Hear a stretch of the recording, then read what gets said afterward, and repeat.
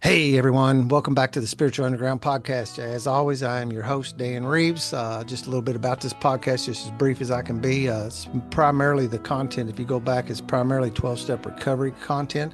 That was my background and kind of my springboard, what washed the junk and the static off of me so that I could start seeing something more.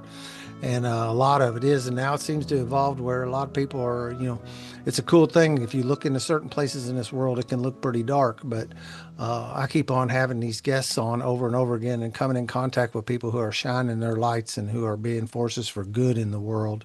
And I try to keep my attention on those folks. No, just like I try to be careful about what I eat, I try to be careful about what I take in spiritually and visually and audibly and all that kind of stuff too. And guess like my guest today, Tim, is bringing his brand of light into the studio today here onto the podcast. And I don't know a lot about him. I do know that he's coming to me from Australia, which is super cool. Halfway across the world. I have a friend in Australia.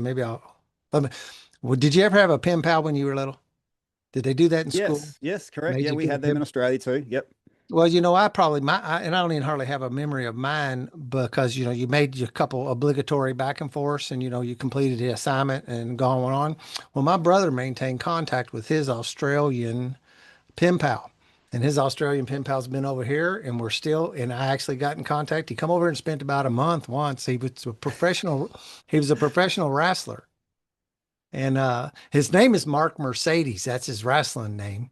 And he got pretty big. He got to be a pretty big professional wrestler. And so that's my little connection. And I still we're Facebook friends and still touch base Uh, once in a while here, whatever, 35 years later. uh, Because I'm my brother 100% sure there's a lot of people in your country that have had Australians sleep on their couches. Yeah.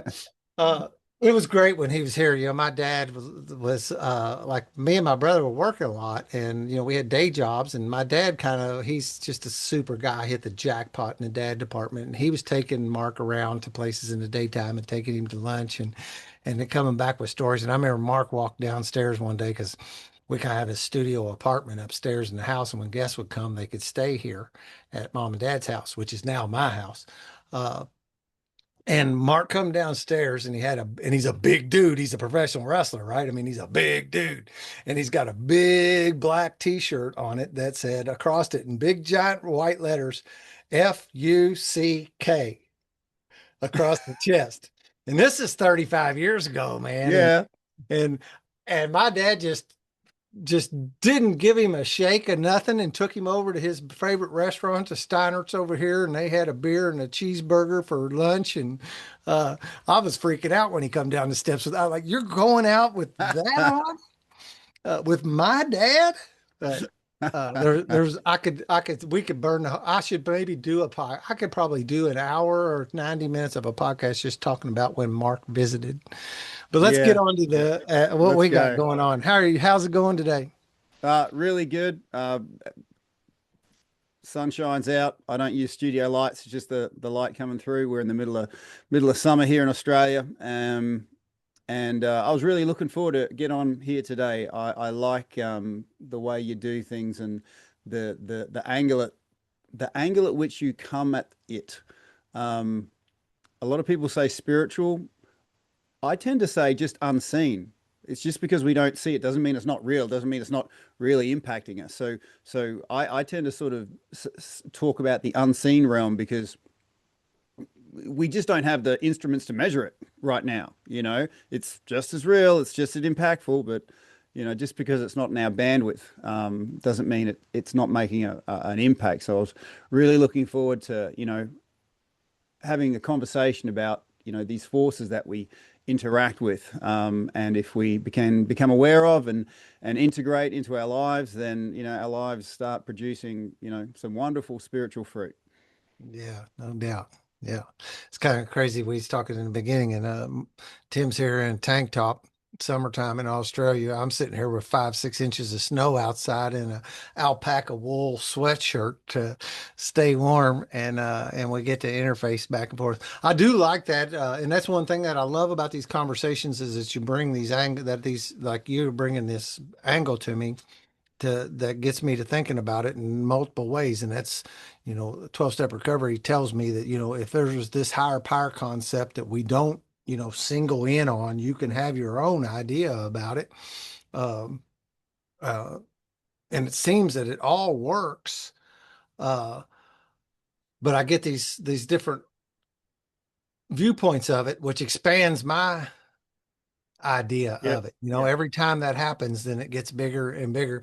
And if I could actually understand whatever that was, whatever this is, and I won't proclaim to know, but I know there's something. There's some energy out there that I don't understand. It seems that I've somehow been at least been able to like link up with it a little bit. I don't want to say I got this. That's not what I mean. But there's something, like I like to say, the evidence is piled up so deep I can't deny it. There's been so many things since I got that compass needle pointed in a good direction. These things happen, and when I look in the rearview mirror, which is about the only way I really see my life, is when I look behind me and go, "Hey, that was cool. Oh, now I see what that was." Yep. When I'm in it, I don't normally see it. And if it was small enough that I could understand it, it frankly just wouldn't be big enough. So Yeah. were you in the special forces? You made a mention of. Yeah, that's right. So, previous lifetime, I was in the Australian Special Forces full time for 6 years. The only thing really unique about my service, Dan, was for the first time ever, the government knew war was coming. They had money but no bums on seats, and they started first time ever direct recruitment for the special forces from the civilian population. And this was quite new. Normally, you had to spend 2 years in a regular military, infantry unit before you could even apply. But this time, they had civilians. If you passed, there's so many different tests, not just the physical. There was mental aptitude, psychological, all these sorts of things. There was about 5 to 10,000 people apply initially. 70 people were accepted. I was in the 70. I was actually the oldest. The maximum age was 30, and I was 30 at the time. Mm, And everyone's saying, "Oh, Tim, you're too old. You're too old." Um, but I'm actually dyslexic, and I see things in patterns. So it was obvious to me this pattern that I saw was the first time I'd ever aged. I'd never aged before, I'd never been 30 before. So shouldn't I be the one deciding what I can and can't do at 30? Or should I let someone else decide that? And so all these people saying you can't do it was really just them saying, well, I couldn't do it. And I really had to sort of cut that noise out. And there was a lot of resistance in the army for us, with the very first ones coming through because we were considered civilian queue jumpers. We hadn't earned our stripes, we hadn't done the time, right. and You're like walk-ons, yeah, like walk-ons, right? And they absolutely hated us, and there was so much there was so much resistance, and of the 70 guys that started,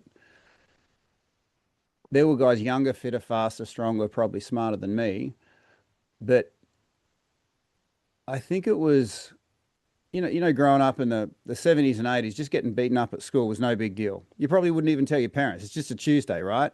And I think it was just that toughness and tenacity combined with an awareness of how to use my breath, which wasn't a thing at the time. I just knew that it worked. See, before the special Mm, forces, I was a professional fighter. I wasn't a professional wrestler, but I was a professional fighter. And I understood how important the breath was, but I also understood how to weaponize it. So if I wanted to take my opponent out, I wouldn't. Sometimes I'd hit him in the head, but more often than not, I'd try and take his lungs out. And I noticed that was it was the biggest off button there was, and it was easier target to hit than your head. And I just, with that observation, I was able to keep going when people younger, fitter, faster, stronger would otherwise fall over because they simply weren't breathing properly. It's like no one showed them how to do that. Yeah. Yeah. Yeah. I'm a little bit of a special forces junkie kind of on the podcast thing and the deal here in the States. I listen to a lot of their stories and read their books and over again, one of the things they say is that the guys you think are going to make it, like that guy is absolutely going to make it, don't make it. And you think this guy here ain't no way he's going to make it and he makes it. And I think almost at 30, that's like prime really for a male. Uh, Well, Physically, and your prefrontal cortex stuff is matured, where what I understand, I won't claim to know anything, but someplace in the middle 20s, a little bit past that, maybe is when a guy's brain actually. yeah, And so, like at 30, that's really prime. I think I can remember when I was 30. Matter of fact, my anchoring point is my dad, my brother, and I built a log cabin from scratch at 30. And I was wow, like on top of the universe physically, mentally. Even though I was pounding beers, I was still, it hadn't caught up with me yet. And was as probably as healthy as I've been, except for now. Actually, I wonder some days here at 56 years old that I might be in the best shape of my life at the moment. I don't, well, we've got it's pot. access to knowledge that our predecessors didn't. They worked Yeah, hard and all that, but they didn't possibly know that there were certain things that may or may not have been agreeing with them. Like a lot of people eating the wrong foods and not knowing it didn't agree with them. They yeah, just ate it. But mind you, I think back then they didn't have. Well, let's just put it this way: you and me were probably the last generation to grow up without electronics. And that gave us access to our bodies, our physical bodies. We knew what it was to be bored. We knew what it was to create.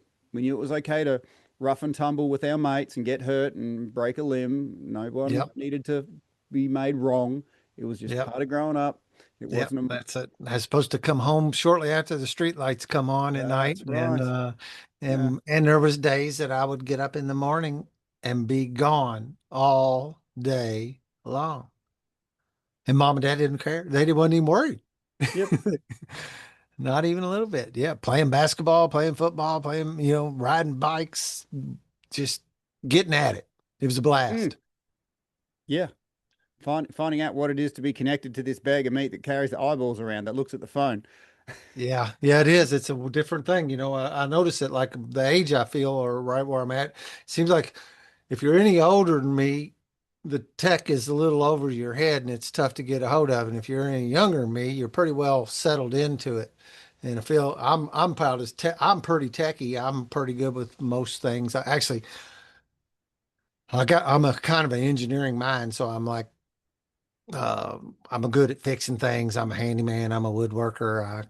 Never been a handyman in my house. I can fix just about everything there is to fix uh, and that kind of stuff. But I don't, all that's, I feel like I'm like at the end of that generation that actually picked that up and maybe even like the tail end of it because guys 10 years younger than me are always calling me needing, hey, this ain't working. What I Yeah. do. AI is not going to fix your leaking tap or, or your cupboard that won't close. You know, yeah, the manual arts are I think are going to become even more important because that's just not a job that they're able to replace with technology just yet. Yeah, yeah. I've been doing that for the past, I've been handyman almost full time for the past 6 years. I had a job where I was started out when I was in my early 20s as a draftsman. They quickly turned me into an engineer and I worked there for 28 years. And in 2019, they laid me off. They gave me a good severance package. They treated me well, all that. To be honest, my heart wasn't in it anymore. I was burnt out. Uh, that's like when I walked around work, all I heard was circus music playing. Doot, doot, doot, doot, doot, doot, doot, Yeah, doot, doot. I like this game, really? And so it was actually a blessing because I could not, I wanted out of that job so bad. This is another one of these you things where the manifested it. source energy, I wanted Hmm. out of it. So, but I could not turn loose of that security post, man. I mean, it was like I was in a hurricane hanging on to a telephone pole. And because 401k, retirement benefits, health insurance, all that good salary, all tied up into there. And the universe grabbed me by the foot and said, You're off of that pole for a while. And so I've been running around doing that small job handyman stuff for 6 years, and it's kept me, I've made a living doing it. Yeah, Dan, you said something there that I think dovetails nicely into what we're talking about. You said burnout. We tend to cash in our tomorrows to live today, and eventually those tomorrows catch up to us, and we have this burnout. And it's at that moment where a lot of people,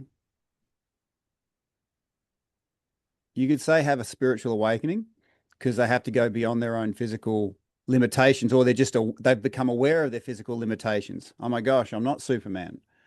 And fatigue breakdown, I found, is some of the most, as much as it's not pleasant at the time, it's some of the most, it's the only times I have asked this really valuable question, you know, could I be living life better? Mm. Because I've just been confronted with a breakdown, fatigue, and it's it's in those moments I've had the opportunity to look beyond what I can see and go a bit deeper. It's the only time where I've been called into the unseen realm, or the spiritual realm, when I've exhausted all my human strength. Is there something more than this? I have failed. And that's a hell of a place, you know, saying, look, I've failed. Everything I've tried has not worked out the way I want it to. I thought working harder and longer would make it work, but it simply hasn't. And if it has, I haven't gotten what I thought from it, you know. Um, and I remember, and I'll go there right now, just sort of. So in 2011, it was February, I was about to kill a man. Okay. Um, And my time in the special forces ended a year earlier. So the government wasn't paying me. This one would have been murder. Mm. And I think it's possible to be at rock bottom, not know you're at rock bottom, not know you're in breakdown. You just think life is hard. That's just the way life is. Life is hard. You know, my family's always cranky at me. That's just the way life is. Um, and things were falling apart for me. And someone said, okay, you need to see a psychologist. Hmm. And I'm like, that makes no sense to me. I don't know this guy. I don't trust them. Why would I want to talk to a stranger? But what do I know? Apparently, I'm the one causing all the drama in my life, and I'm the one going crazy. So I go into this place, and it was a hard thing to do. To go from my door to their door was bloody hard. I remember, oh, man, and every part of me was looking for reasons not to go there. Um,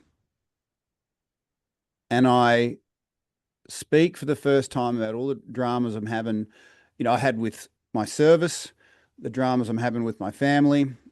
And it became very apparent that this guy, he wasn't just incompetent. Incompetency I can handle. That's just sometimes people are born like that, right? But this guy was completely apathetic. He didn't Mm. give a crap. Um, and after I told him everything, he just kind of sniffs and goes, "Oh, you think it was a problem with your mum and dad?" And I tell you, Dan, the whole room froze at that moment. I became very aware of everything. Time stood still. Mm. And I'm like, perfect. He's got a glass frame psychology degree behind him. And in my state of disconnect, it made a lot of sense to feed that thing to him because he says he's a healer, but he's not just not healing, he's causing harm. So it made a lot of sense for me to remove this guy. And, I got a certain skill set. Not a person on earth could have stopped me. I get out of my chair to do this thing. In my state of disconnect, this is what I was making sense of. And then I felt this hand on my chest, and I don't know why I heard these words, but red flag, right? Okay. And it just paused me for a second. And then these words said, Tim, you're the toughest mofo you know. and you are struggling in a system that doesn't seem to care or even understand. Do you think there are other people struggling in this system right now? And I sat back down and no crap, Dan, I saw these people, thousands of people left and right of me, stuck in the same system, trying to find a way forward. And they're looking in going, hey, Tim, if you can find a way forward for you, you can find a way forward for us. And I'm like, I have no idea what I'm going to do next. But you know what? It doesn't matter. If I take a week, a month, a decade to find a way forward, I got a feeling that's the amount of time I'm going to save others. And in that moment when I asked, and this is something everyone can ask, and I came to this question, through the veteran space, but you can get this from, you know, any form of breakdown. Could be cancer, could be a relationship, whatever it is. The question I asked was how many other people are in this situation right now that the same as me? And then give it a real number. I thought at least a couple of 100,000. And in that moment when I asked that question and I gave it a number and I literally saw those people, that broke my isolation because in that moment I discovered, Dan, that it really doesn't matter if the pain's emotional or physical, and it doesn't matter where the pain's coming from. Could be physical or from your physical body, from a relationship. It gets to pain gets to a certain duration or intensity where it transforms into loneliness, disconnection from people around you. And in my place of disconnect, I'm about to kill a man. And I'm justifying that in my head because that just made sense in my place of disconnect. And then when I connected to these thousands of people and I sensed them willing me on, and I sensed the fact that at some point in the future, they're going to be saying, Tim, we're so glad back in 2011 you made certain decisions that helped us move forward. Um, that was me understanding that it doesn't matter how many resources is poured into somebody, if they're feeling alone and isolated, if you don't break a person's isolation first, then it's just water off a duck's back. Um, and that started my journey. Um, Makes a lot of sense to me. I can, because we do, when you're in that spot, like you said, that spot of disconnect, you feel completely alone, right? I mean, in your head, you think, I have to be the only person in the universe feeling this way. And, and again, I just, relate it to 12-step recovery of walking, similar kind of thing. I knew there's a meeting down the road. I knew I was in trouble. I knew I needed help. I remember that drive. It was awful. I remember putting it in the parking spot and backing up and pulling up and backing up and pulling up and finally just basically going, God damn it, Dan, get your ass in that meeting and shutting the door and walking in there, and then boom, all these people who I thought I was going to look at like under the overpass, gutter drunk, kind of, that's a whole lot. I thought I was going to come in and look at a whole lot of unhappy people. I walked into a whole bunch of people just like me, middle class, with smiles on their face, and they started telling me my story. And all of a sudden, I wasn't alone anymore. And that hope come in, similar kind of thing, man. Except for you did it more in a different way, but it's the same thing. yeah. Well, I think this is why we have the gift of pain and suffering, to be honest. For me, if I wasn't given that gift, it wouldn't have removed the things that had me separated from other people. And I was I was gifted that, and it actually became the most, as far as other people's perspective, the most valuable thing about us isn't so much what we do. It is partly what we do, but it's a lot of it is what we've come through. And what we've come through gives us the qualification to then break the isolation of other people that are up against the same thing. And everyone's up against something different.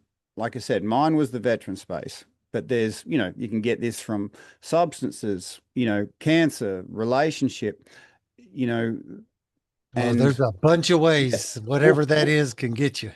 yeah, well, that loneliness and isolation, that's the ultimate game of pain, is to make you feel alone and isolated. Because in our isolated state, we can justify all sorts of dumb stuff. Well, it doesn't matter if I take all these Live, substances. It doesn't matter if I, you know, live or die. yeah,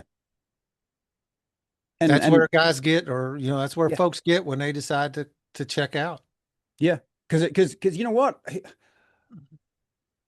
and if I might speak to that, because the predictable bouncing ball is when we're alone and isolated, and we're the only ones that have our backs, and we can't drop our guard for a second because something bad's going to happen. Um, Sleeping is a real problem, and combining loneliness with fatigue, it's a matter of time before people start asking a question. Well, they start looking into the future and they go, okay, what do I know? Consciously or not, this is the conversation I've observed happening. They say, what do I know? I know that I'm in pain. I can see that I'm causing pain to others. And if I look into the future, I don't see anything changing. Here's a great idea. I'm going to end the pain. I'm going to end the pain to me. I'm going to end the pain to you. I'm doing everyone a favor by removing myself from this physical space. And when I have these conversations with people, I say, look, and I've had them. Um, Look, I can't stop you. No one can. If you've decided that you want to end yourself, no one is gonna be able to physically stop you. But don't make the mistake of thinking that you are somehow going to be reducing the amount of pain that's in the world. If you do this, you are going to be timesing by like 1,000 the amount of pain to everyone who knows you. So don't kid yourself and think you're doing anyone a favor here. Okay. And I think that thought alone is just enough to interrupt, this idea that we're doing people a favor. Because ultimately, yeah, when you are in that amount of pain, when you are in that amount of fatigue, you are looking for ways out, and your mind kind of goes, well, if we bend the truth a little bit, we can justify, removing ourselves by saying that we're doing everyone a favor. You know, Simply not the reality. And I might just add here, my low point had me see two things that isn't on the spreadsheet. And you know, it'll make sense when I speak to it. And I think the 12-step program has this incorporated into it, but I'll just name what I saw.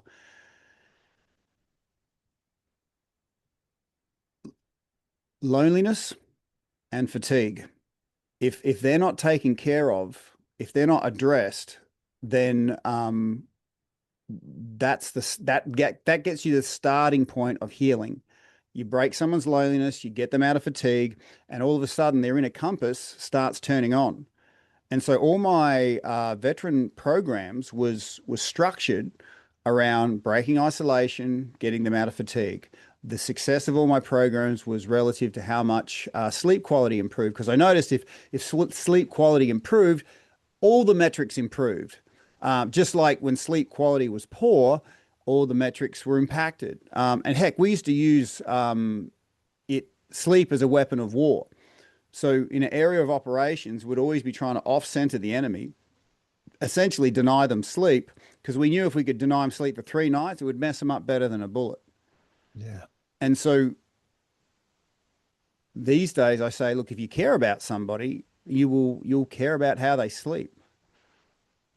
And even if you don't like somebody, to me it makes a lot of sense, even if you're being completely selfish, to want them to sleep better, because what's the option? If they're not sleeping, they're going to be a crankier a-hole.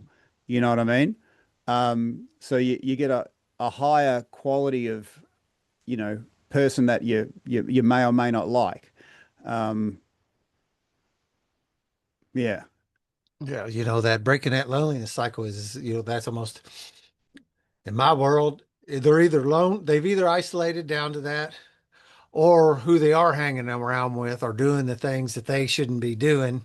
And if you're, the little saying is, if you hang out at the barbershop long enough, you'll get a haircut. And Yeah. so, you got to somehow or another carve them away from that, give them something else to do, get some. And, I was taught that one of the first things when I talked about helping a guy when he comes to me or I have that opportunity is that we're going to talk on the phone every day. We're going to talk. I'm not texting you. I mean, we can text, we can do all that other stuff too, but we're going to talk on the phone a little bit every day and begin to break that loneliness thing where you got somebody on your side over here, just one for beginners. And then you're going to come to my meeting on Tuesday nights and you're going to meet 60 other guys that can be on your side too and start breaking that loneliness section, that isolation that I'm all alone. I'm the only guy like dealing with this. I know it seems crazy to me that when I showed up, I thought there couldn't possibly be anybody else dealing with this problem I got.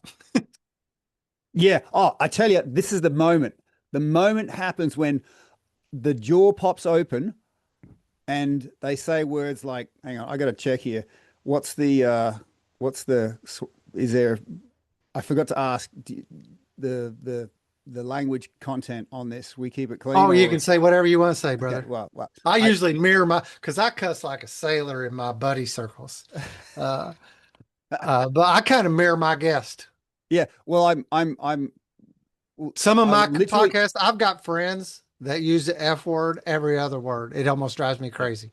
It's yeah, like, that's yeah, too much, brother. yeah, yeah. Well, But if I my think, yeah, podcast has those episodes on it. yeah. Well, I will just literally quote what I've seen happen where a person's sharing their story and then their jaw pops open. And that's very interesting why their jaw pops open. We've actually got two vagus nerve attachment points to the jaw. So Hmm. the vagus nerve holds tension. So when you open your jaw, you purge it a little. So when you're yawning, okay, that actually helps purge your stuck energy in your nervous system. But the point I'm trying to make here is the jaw pops open and their eyes are looking straight at the guy sharing, and they say words like, fuck, I thought I was the only one. Yeah, and Right. I'm like, that is the initiation of the sequence of healing. Yeah. Um, and it's not seen, but people who are healers really understand that. Um, I like and that jaw popping open thing. It's interesting. I keep on finding these little tweaks because I know I do that without thinking about it. It's a stress release kind of thing for me at yeah, some level, when things are, I will drop my jaw like that and feel that. And I had never given it an inch of thought. Some of my breathing stuff, I've found out similar kind of stuff through breath work that I was hmm doing things intuitively in my breath that I later learned to do on purpose and realized, well, I was already, but I wasn't doing it with intention and like on purpose. It was yeah. just it was just happening, and and somehow or another, whatever this bag of bones is knew to do that because it would help. Mm. Well, that you said a absolute mouthful. Sometimes the things we do automatically, we just accept as human behavior. But if you take that behavior and you know how to create a response like a medicinal amount. Okay. So someone opening their jaw, you know, that might be like, I've got a headache, I'll lick a Panadol or an aspirin. So it's there, but it's not in a medicinal dose.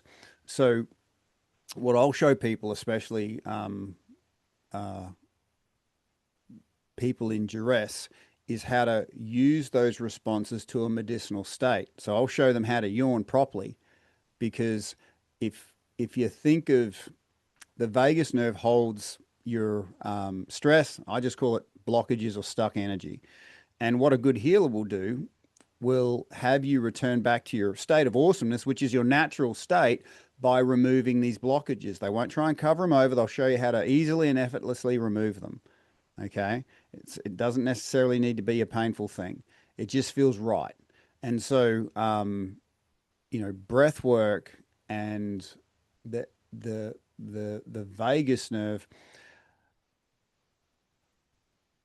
so when you yawn, you make a certain tone like, oh, okay, right? And sometimes it's a high one, low one, but I've observed that the blockages inside our own body have travel at a certain frequency. And to get them out, you need to match that frequency. So have you ever noticed when someone's freaking out completely, they're going, okay. And that's literally them purging the stuck energy using frequency. And Mm. kids, they yell, they scream, they this, they that. Listen to the playground. It's just all sorts of noises, and they're self-regulating. But as an adult, we just sort of close the lid on that, and we just keep it all trapped down there. So this is where a lot of work that I do in the sleep realm shows people how to naturally and sometimes immediately clear those blockages, so you can connect back into your body, feel amazing, feel safe, and then lights out, best night's sleep ever. But if you've got that stuck energy in your system, the world, the consumer society we're in, loves to sort of pour dopamine over discontentment, if you understand what I'm saying there. Some sort of compensatory thing that covers over temporarily the feeling of discontentment, and I was one of those guys who used to pour a lot of alcohol over discontentment, or take a lot of pills. I didn't know there was an option underneath my own skin that was easily accessed, but I, without I don't want to go down any conspiracy theories here, but I have observed our consumer society is based on an economy of dysfunction.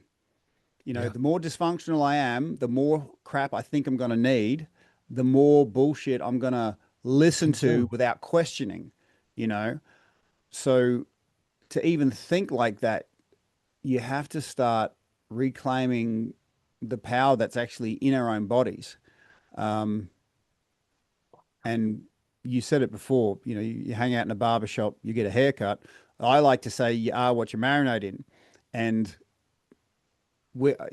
think of the best, most expensive piece of steak. You'd pay a couple of $100 a kilo for it. If it's marinating in crap, it's going to smell like crap and taste like crap. So it it doesn't help when people are hurting, that they're very vulnerable, and the economy of dysfunction makes more money when we look for solutions outside of ourselves. And, I'm not anti-pill. There's a time and a place for everything. But what no one's talking about, firstly, the cost of taking these pills and how hard they are to get off. Uh, and secondly, all the options we have in our own bodies. But you don't often hear about these sorts of things because, no one's making money from it.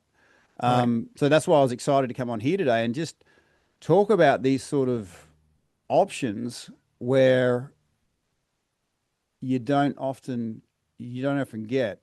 You know what I mean? They seem to like be hiding or something, they don't bubble to the top. Everything, and like you said, it's because there's no money in it for most of the part. Is it like my feeds on my stuff? I can't, there's ads for this pill and this pill and this supplement and this here and this and that and this and that and all this stuff to spend money on to make me better.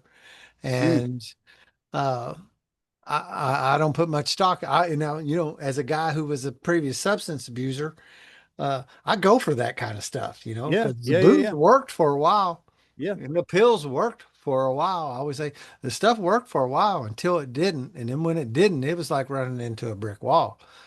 Boom. And I couldn't stop doing it. I didn't want to keep doing it. I didn't know how to stop. I couldn't talk all day long. You tell yourself, I'm not going to drink tonight. I'm not going to drink tonight. I'm not going to drink tonight. And on the way home, I'm stopping in the liquor store, yeah. It's just the car pulls up in front of it. Oh my gosh, like magic.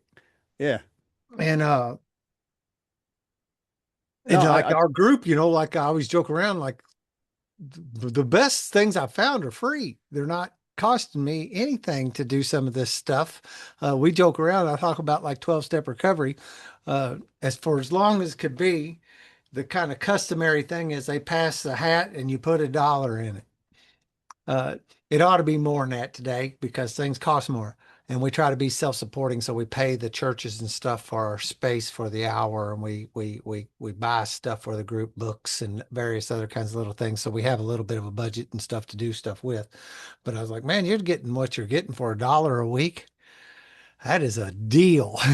Yeah. Oh, well, the thing is, it wasn't until I was in a really vulnerable state where I had my assumption challenged. I assumed that we're in an age of information.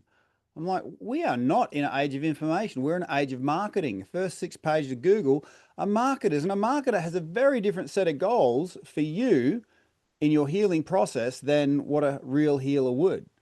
And what I found was, and I think this is where a lot of people get a bit lost, marketers know how to speak your language.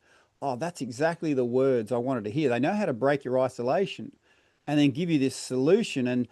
And the thing is, a marketer's goal is a resale. So they'll promise, power. They'll give you a small taste, but then, the years will go by, dollars will leave your pocket, repeat sale, and often people end up blaming themselves. Mm. And, I've had so many people come to me saying, look, I tried to get help. The help didn't help. In fact, it made it worse. So I'm never going to get help again. But the the good news is there's good news and bad news. The good news is when you find the right healer, healing happens in far less time than you think. The bad news is the hardest part of our healing journey is finding the right healer because these It is. healers, they're like coffee shops, two in every corner. They all say they can do it, but it's really hard to find one that really nails it, nails your cup for you. And when you find a healer is very different from a marketer. They know they're human. They know their energy is not enough for two people, but what they've got is a connection to something super powerful. And the mastery they have to that connection might have taken them 10, 20 years to have. But they can give that to you in far less time, sometimes a sequential way. And I hear that's what's happening with the 12-step program. But once you have that connection, you own it because the healer knows that it's not me that's powerful, it's what I'm connected to. I will help you make that connection in far less time. And once you have that, guess what? I'm redundant. And that is the last thing a marketer wants. Marketer doesn't want to be redundant. Marketer doesn't want you to be connected to something powerful because if you are connected to something powerful, you become powerful. And then you don't need all the stuff that they're telling you. And it's kind of the last thing that our economy of dysfunction wants is for you to become a super powerful person because you realize how redundant the offerings are in the world currently once you actually tap into that true power. Yeah. Yep. What there's some of this. You look back at these ancient teachings, and I believe one of the old ones from a few of the old ancient masters is, it's an inside job. It's not. You can look outside, you can grab for this, you can do that, but ultimately, what you're searching for is already in there. And one another what seems like another common thing was talking to somebody else earlier was, yeah, I used to think I was trying to get into like be this person. This I was aiming at this thing that I thought that I should be. And what it turned out to be is I had to slough off all the stuff I was not. I'm here. I'm already here. It's not a Mm, matter of me getting somewhere. It's mm, more of me getting off of me the stuff that isn't serving me, the childhood traumas, the various things that I've had, my training, my teachings from even the people with the best intentions, weren't trying to put poison in me. mm, Uh, mm, and they may have had no intent. Today I'll think about how many things did I learn wrong? It wasn't that the teacher was bad. It was just that I wasn't in a place to receive it at the time, and I heard it in some skewed way that ended up not being, not serving me. mm, mm. And when you were sharing there, I had the sense that we don't question these things. We just carry them until we actually are at the point of breakdown. And it's at that point there we start, a lot of people often start looking for, is there something more than what I'm looking at? Yeah. Is there something unseen here? I've got a Is couple of there different yeah, is analogies. there a spiritual path? But look, even within the spiritual path, there are marketers. Hmm. You know, holy shit. Don't get me started. And I've got, look, I got a real heart for people starting their healing journey because often they are in a very vulnerable. They're in a place of pain, hurting, and they've exhausted their resources, and they will accept what's in front of them without question because they're so fatigued. They say, look, I just need something to help, and the marketers are good at, giving people this easy win, you know, and they're everywhere. McDonald's might not be great food, but you can get it whenever you want. You Yep. know, that hunger goes off, I can feel it straight away. And I think when people start their healing journey, they can encounter marketers in spiritual space, Yep. and because it's cloaked with a small amount of truth, but then underneath, you know, let me just say that to me, you spoke about it earlier about, your inner compass. You might be going north, you might be going south, but that's 100% true to you at the time. To me, the truth of your spiritual path is whether you're actually getting um, certain fruits in your life that happen as a result of your actions. Is your connections between other people becoming closer, more loving, more understanding, more empathetic?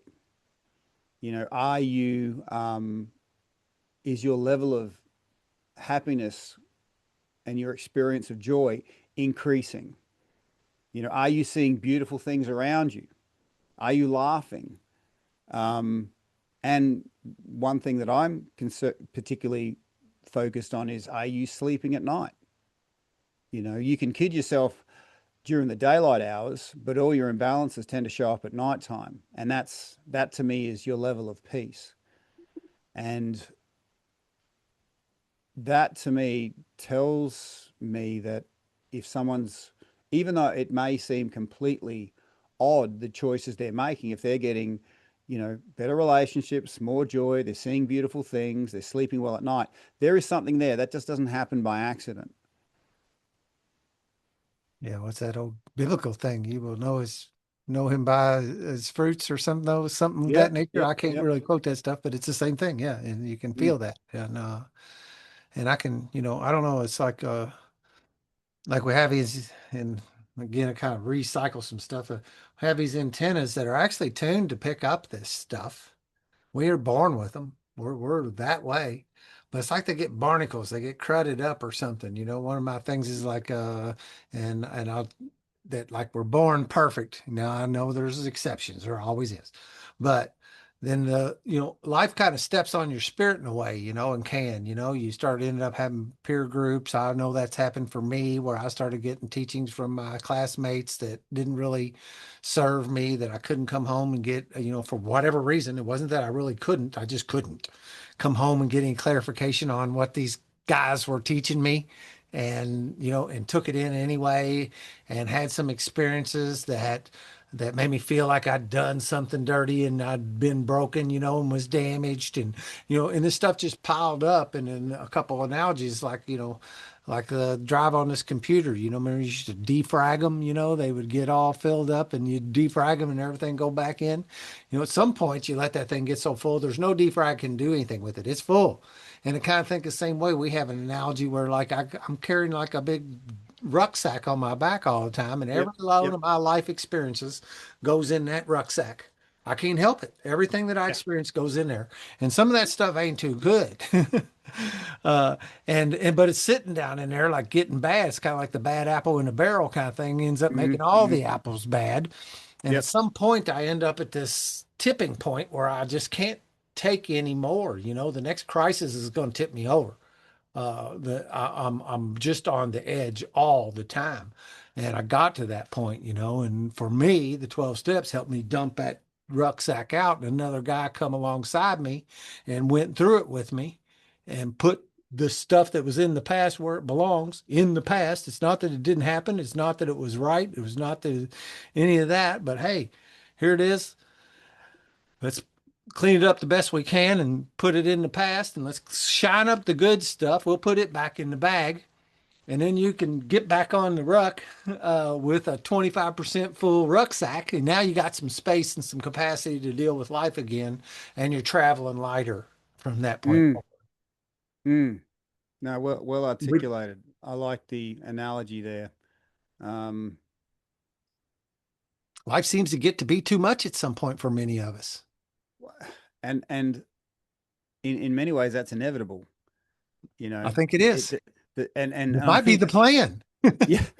Well, and it was such a good analogy you used there. Like everyone's got their compass, who they truly are and what they're supposed to be doing, but it gets clogged up, and we want to be doing things that gives us a self of clarity, clearness, healing modalities won't, I believe, put anything more in.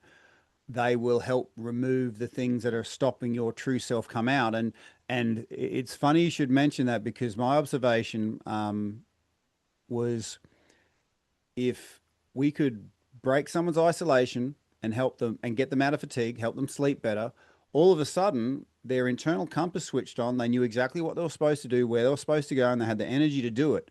And we could do with far less resources what millions of dollars misspent that didn't address those two items. And I had this lifetime goal, and this is a true story. I'm not going to say it just to sort of brag here. There is a certain gravity and impact when you find something that works.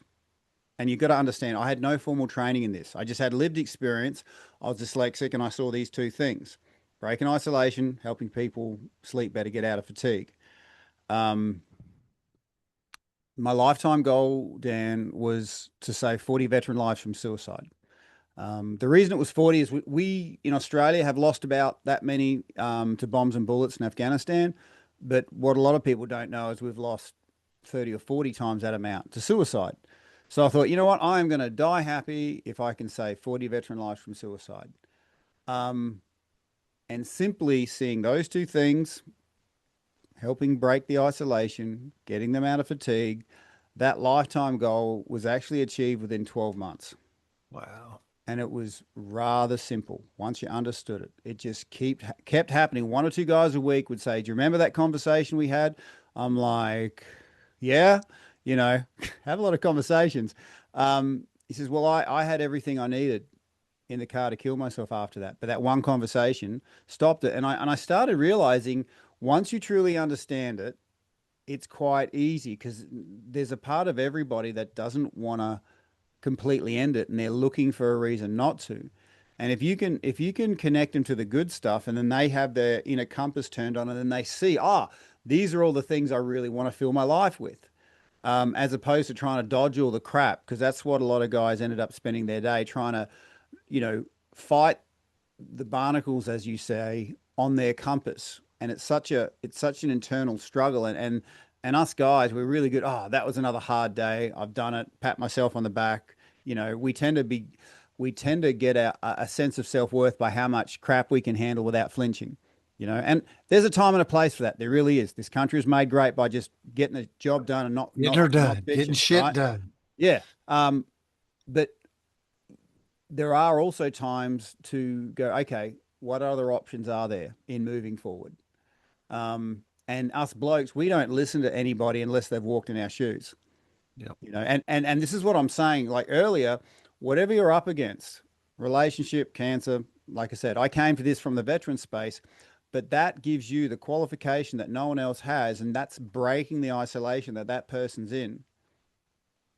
And then all of a sudden, it's like their brain opens up when we're isolated. We're not, it's like we're at 2% of our thinking capacity.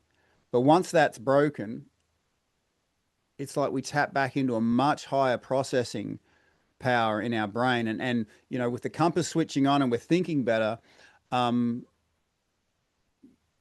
that I see that the world we currently live in, at least my experience of it, it tends to want to economize your dysfunction, sell you a cure that works for a little bit, but ends up coming at a hell of a cost because they were so quick to fill my brain and body with pills. And I'm like, okay, I'm going crazy. Maybe this is the right thing to do. And part of me was like, oh wow, this is like long service leave in a bottle, you know. But what I didn't know is everything these pills give you, you've got to pay back with like 30% interest. Yeah. So there comes a point where You're upside down in your mortgage, you know? yeah, yeah, and and no one tells you not just the cost of taking them, but the pain of coming off them. Oh my gosh. And there's a proper way to do this. You know, I possibly didn't do it the proper way, but I remember coming off the pills. Was it opiates or These were the SSRIs okay, and a yeah, lot of yeah. Valium. And there was this horse pill they gave me that just turned your whole body numb and let you sleep. Mm, Um, and I genuinely thought I was going crazy. I never, yeah. I and time changes. Like I never knew a second could feel like a minute. The amount of discomfort your body's in when you're trying to come off these things, I guess you'd I call it know, cold brother. turkey. Yeah. And like a second would feel like a minute would feel like an hour, a day would feel like a week. And it, I really had a heart for people. And again, I probably could have done it better, but I kicked a few times and did it again. And I think back, like how freaking nuts was that after kicking and going through all that pain and getting to the other side only to do it again and again and again and being stuck in that cycle and knowing how much this is going to suck because I can't ride. This is not sustainable. And I knew that it wasn't, but mm, it didn't matter. The next one, the next one, the next one. And the booze, the booze started out when I was a kid, the booze in the pot, and it was fun. And it was actually, I had a blast. I really did. We did so much fun stuff and it didn't really have too many negative consequences. Everything was cool. And someplace up in my middle, late 30s, the booze stopped working for me. And yeah, I just couldn't, it wasn't making me feel good anymore. It used to make me feel good. What's wrong? And that's when we say it stopped working. But I couldn't put it down either. And I bumped into them pain pills, them opioid pain pills back, someplace around 2004, someplace like that. And man, I remember thinking, this is the magic bullet right here, baby. If I can get me a lifetime supply of these, I'm going to be fine. yeah, Problem is, that's what there they ain't want you to none. think. Yep, and there ain't no lifetime supply. And about that, and that was right at the realm when all the stuff started going down. Because prior to that, the supply was unbelievable. It was everywhere. You just didn't have no problem getting it. Hell, you go Jockter and get some, go street get some, go to your aunt's house, find some in the medicine cabinet. You, they were everywhere. And then they cracked down on that, and all of a sudden there you are. And what was laying waiting for you here? Heroin. That was what was waiting for you when you didn't have any more pain pills. Wow. Yeah, right. And I mean, it was almost like, like you said earlier about the conspiracy stuff. I try not to really go down through that, but I've read some stuff and seen in at the best, it was an unbelievable comedy of errors that just aligned. How was that supply of heroin waiting when the government slammed down on the pain pills? And Yeah. that's right when I got sober. I did heroin twice. And then whatever had me change, because we like to think that's another thing. I like to think I made a decision to change, but I don't really think I had that much to do with it. Felt more like now like I was forced into it or else. And also today I feel like I was lucky, like there was an intervention, that there was a source power, God, higher power, angels. I don't know. I say God when I talk. It's just easy to say. It's not necessarily the God most people think about when I say it, which gets kind of funny, but uh, something intervened in my life and helped me change directions of it, uh, almost against my will. Now I wanted it, but it felt like I was playing very little part in all that. And now when I look No, back at it, I see the same kind of thing, almost like how I said the pain pills and all that laid out. I also see how my path healed. Two, I see that now. Again, in the rearview mirror. At the time, I had no idea. I'm aloof. I think none of this is going to work. Or what do you work the steps? What's that going to do? Call you every day? What? I don't like talking on the telephone. And I certainly don't like talking on the telephone to some other dude. If you had boobs, I might talk to you every day. Yeah. I ain't gonna talk, but I kept on doing stuff that was one of my friends says a lot of times the things that I didn't want to do were the things I want that I needed to do the most and ended up being the best things for me. And another thing I can say, some things that looked like they were the worst things that could ever happen to me, like when I stood down there in Floyd County Court in front of Cody, and he said, "Mr. Reeves, the sentencing guidelines for the crimes you have committed is 6 to 20 years in the Indiana Department of Corrections." Uh, those kind of things will get your attention when you think you're going to go to prison for 6 to 20 years. And I didn't think it would help me. I didn't think the 12 steps would help me. But they were honestly, it was the only people around that was offering me any help. It was really a Hail Mary pass. I just said, like I'm not a gambler, but I like to think of this as, at that moment I pushed all my chips to the middle of the table. And it was like I'm all in, and this has got to work because I don't want to go there. And have those thoughts of my mind thinking, all right, well, they will sentence me and they'll give me a few days to get my affairs in order, hopefully. And I will never be in prison. I'll run or off myself, but I am not going to prison. And somehow or another one of my analogies is it felt like I was inside of a cardboard box that was painted black, and there was a pinhole in one corner, and that was the men in a 12-step meeting saying, "Come here, follow us. Can't promise you this will fix your problem, but I've seen it fix his, and I saw it fix his and his and his and his." And that's another kind of unfair advantage that I have is I got a whole bunch of men that when you come and you think this won't work for you, I can point to you all these other dudes that it worked for Yeah. and say, what makes you think you're so fucking unique that what worked for all these men won't work for you? And that statement tends to get people's attention pretty quickly. Mm. And ultimately, the same thing was said to me. I got backed into a corner and started taking some direction. But my real growth didn't come. That was the springboard. That just got that major league funk off of me, right? And Yeah. then you get that like off, and you get feeling pretty good, and there's this pink cloud thing that happens when you get sober. You probably experienced it coming off of stuff, there for a while you felt just great, right? Like better than ever for a little bit.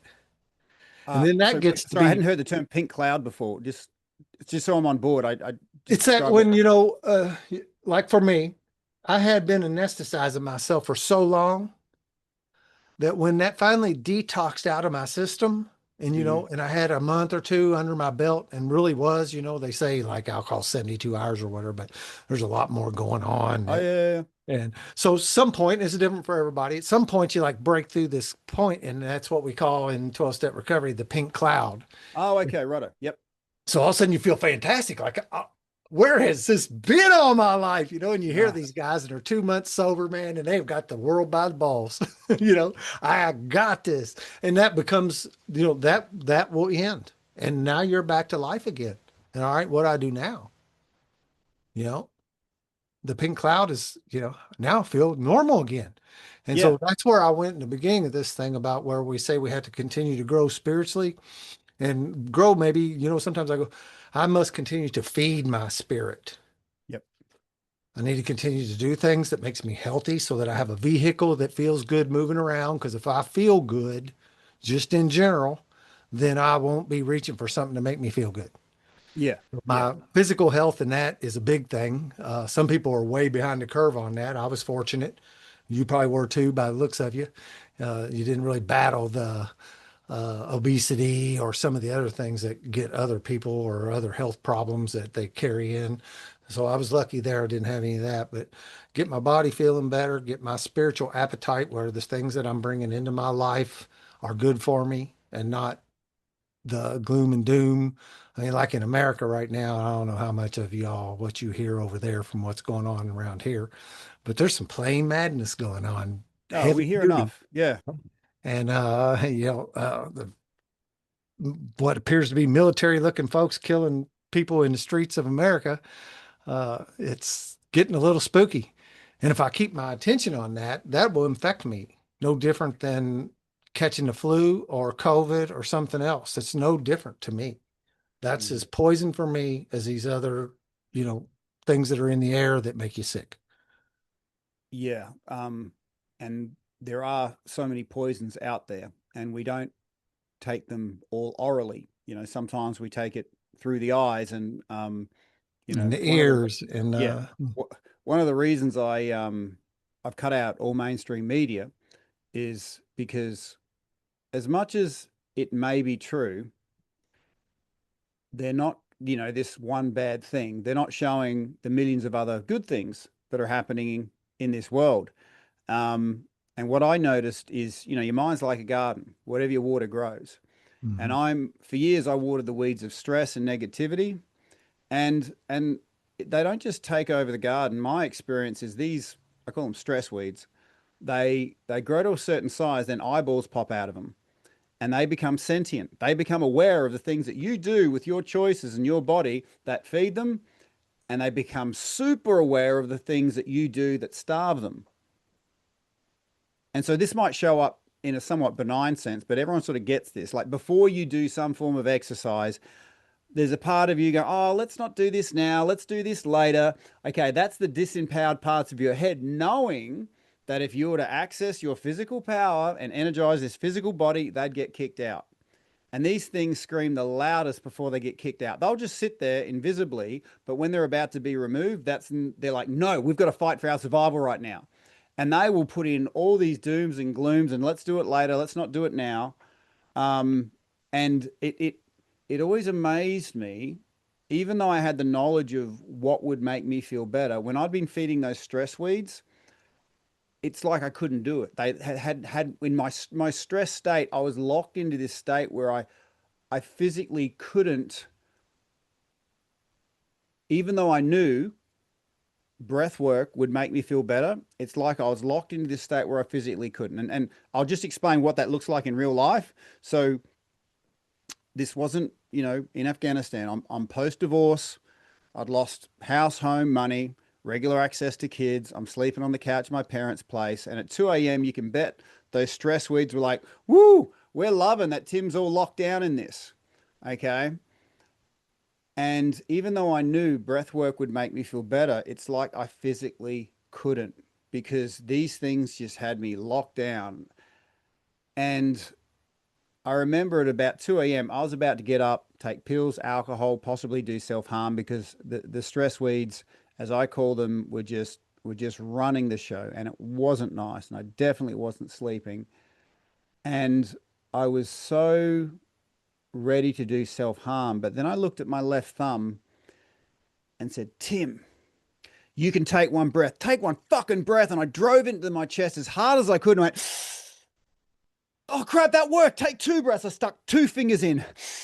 Oh my gosh, okay, that's working. Three fingers. Okay, just get to five. Just get to five. Finger after finger, breath after breath. I got to 10. I got to 15. And somewhere between 15 and 20 breaths, the oxygen alkalized my neural pathways. It's a chemical override. Breath work isn't thoughts controlling thoughts. It's not meditation. This is like going to the side of your house and pulling out the switchboard. Okay, the breath outranks the thoughts.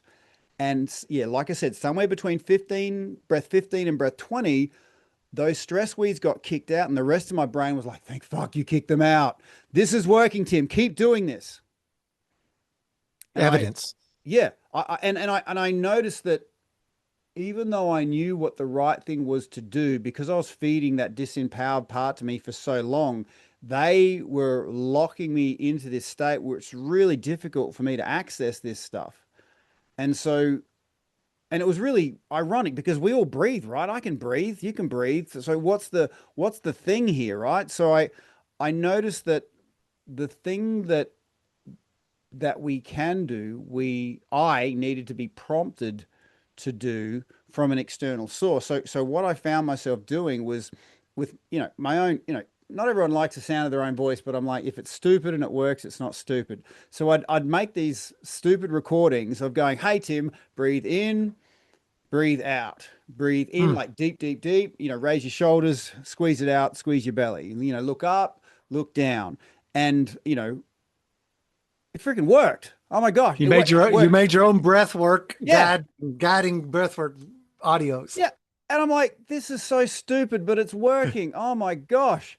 And I tell you that and those prompts, and whatever external prompt you need that creates that structure. And I can hear you talking about the 12 steps gave that structure, that external prompt, which made no sense to you at the time, but guess what? Worked for him. Why not it work for you? So to have that, I really encourage people to create some sort of structure that you can allow yourself to tap into. Otherwise, I didn't know that there was a big part of me I'd been feeding for such a long time that was kind of running the show. It was in my blind spot. I couldn't see it. It wanted to remain hidden, but it became very visual when I tried to do something that was actually empowering, that would threaten their hold of my life, you know? And it came up really mysteriously. Oh, it's that person's fault. It's that person's fault. Don't breathe, Tim. I'm going to distract you from breathing by telling you about how right you are and how wrong they are and how unjust things are. But then, hitting that button, press play, breathe in, breathe out, and then click. The chemistry changed. I was back into control of the majority of my brain. And it was kind of stunning, how simple it was, but how denied it was to me when I'd locked myself in that really low state. Because there was a part of me, I didn't know it, choosing to be in that state because a part of me was getting fed by that state. Yeah. Yeah, it's a weird thing. It's like being in that prison cell when the key's in your pocket, but they're bringing 3 squares a day and there's a cot there and I'm okay right here. I'll stick her out.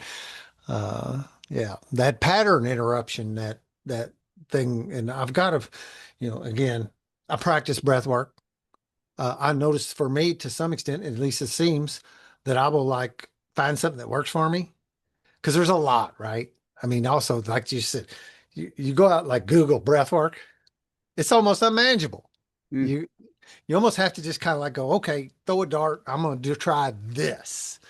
And I find stuff, and then it's like it stops working after a while. Not that like that patterns, that particular breathing exercise, and I'll need to find a different something else to occupy me. And I tend to like jump around in some different stuff.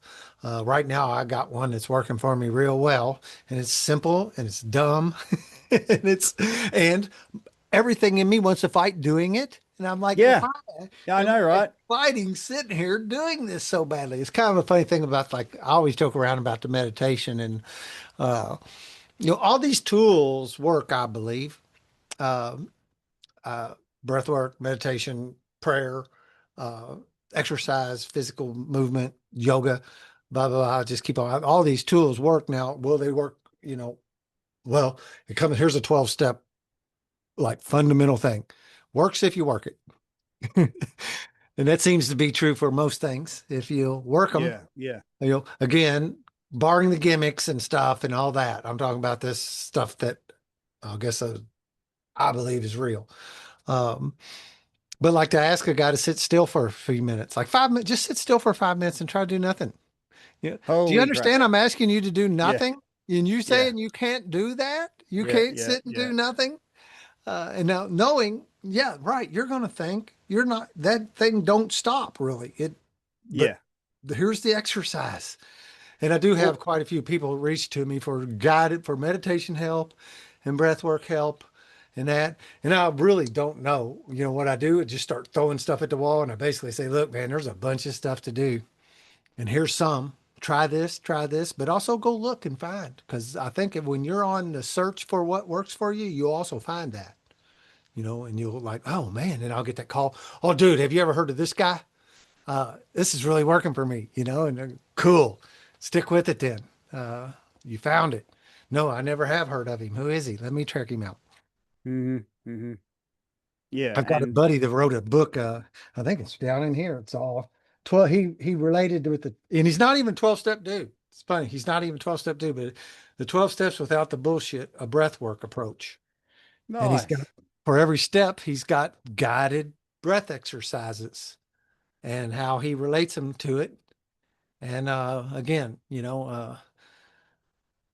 what we can go days without food, a while without water. You ain't go far without breath. It's Yeah. funny Yeah. that chemical But reaction of that oxygen coming into your system and stuff, how that will interrupt like a negative pattern somehow. It's magic. could I speak to that? Because it's not for me, it's quite mechanical. Like I said, so as a It's like, fighter, I I used, don't know nothing. yeah, well, I'll just say this. As a fighter, I realized the breath outranks the thinking mind. Okay, so the way I see it is think of us as evolving human beings. Okay, we were breathing before we were speaking or thinking. Okay, so that deep ancient wiring lives inside of us.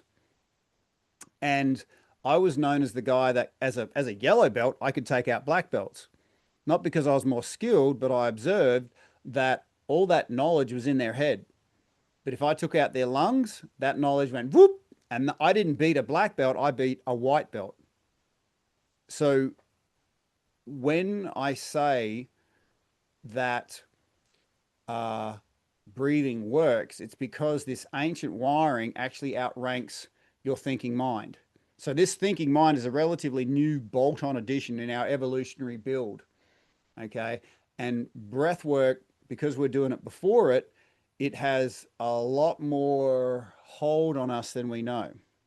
Mm. And the reason our mind tends to, or my experience is the reason my mind fought it so hard is because our minds are fighting for their own existence because they know they're the new guy on the team and they're overworking, you Yeah. know.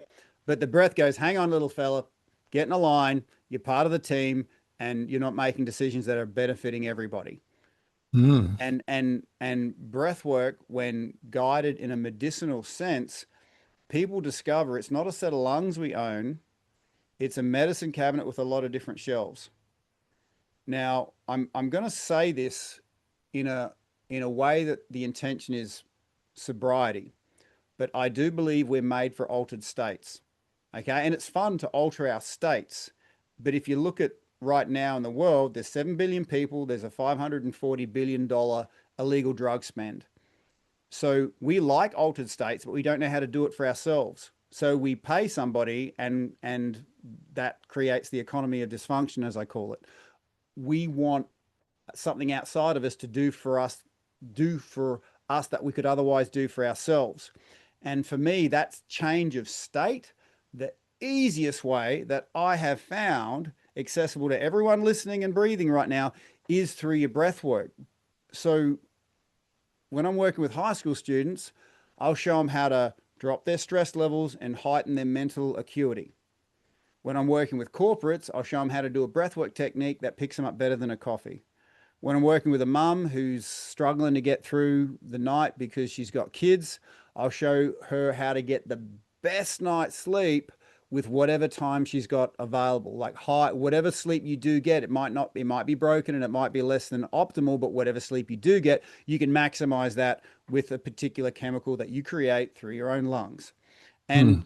and we spoke about this earlier, how yawning and opening your jaw, there's certain instinctive things we do that we don't know we're doing. Uh, there's certain things we do with our breath that everyone understands, but no one sees the deep ancient wiring inside it. So I'll ask you a question. So if you see someone going, what do you think they're doing?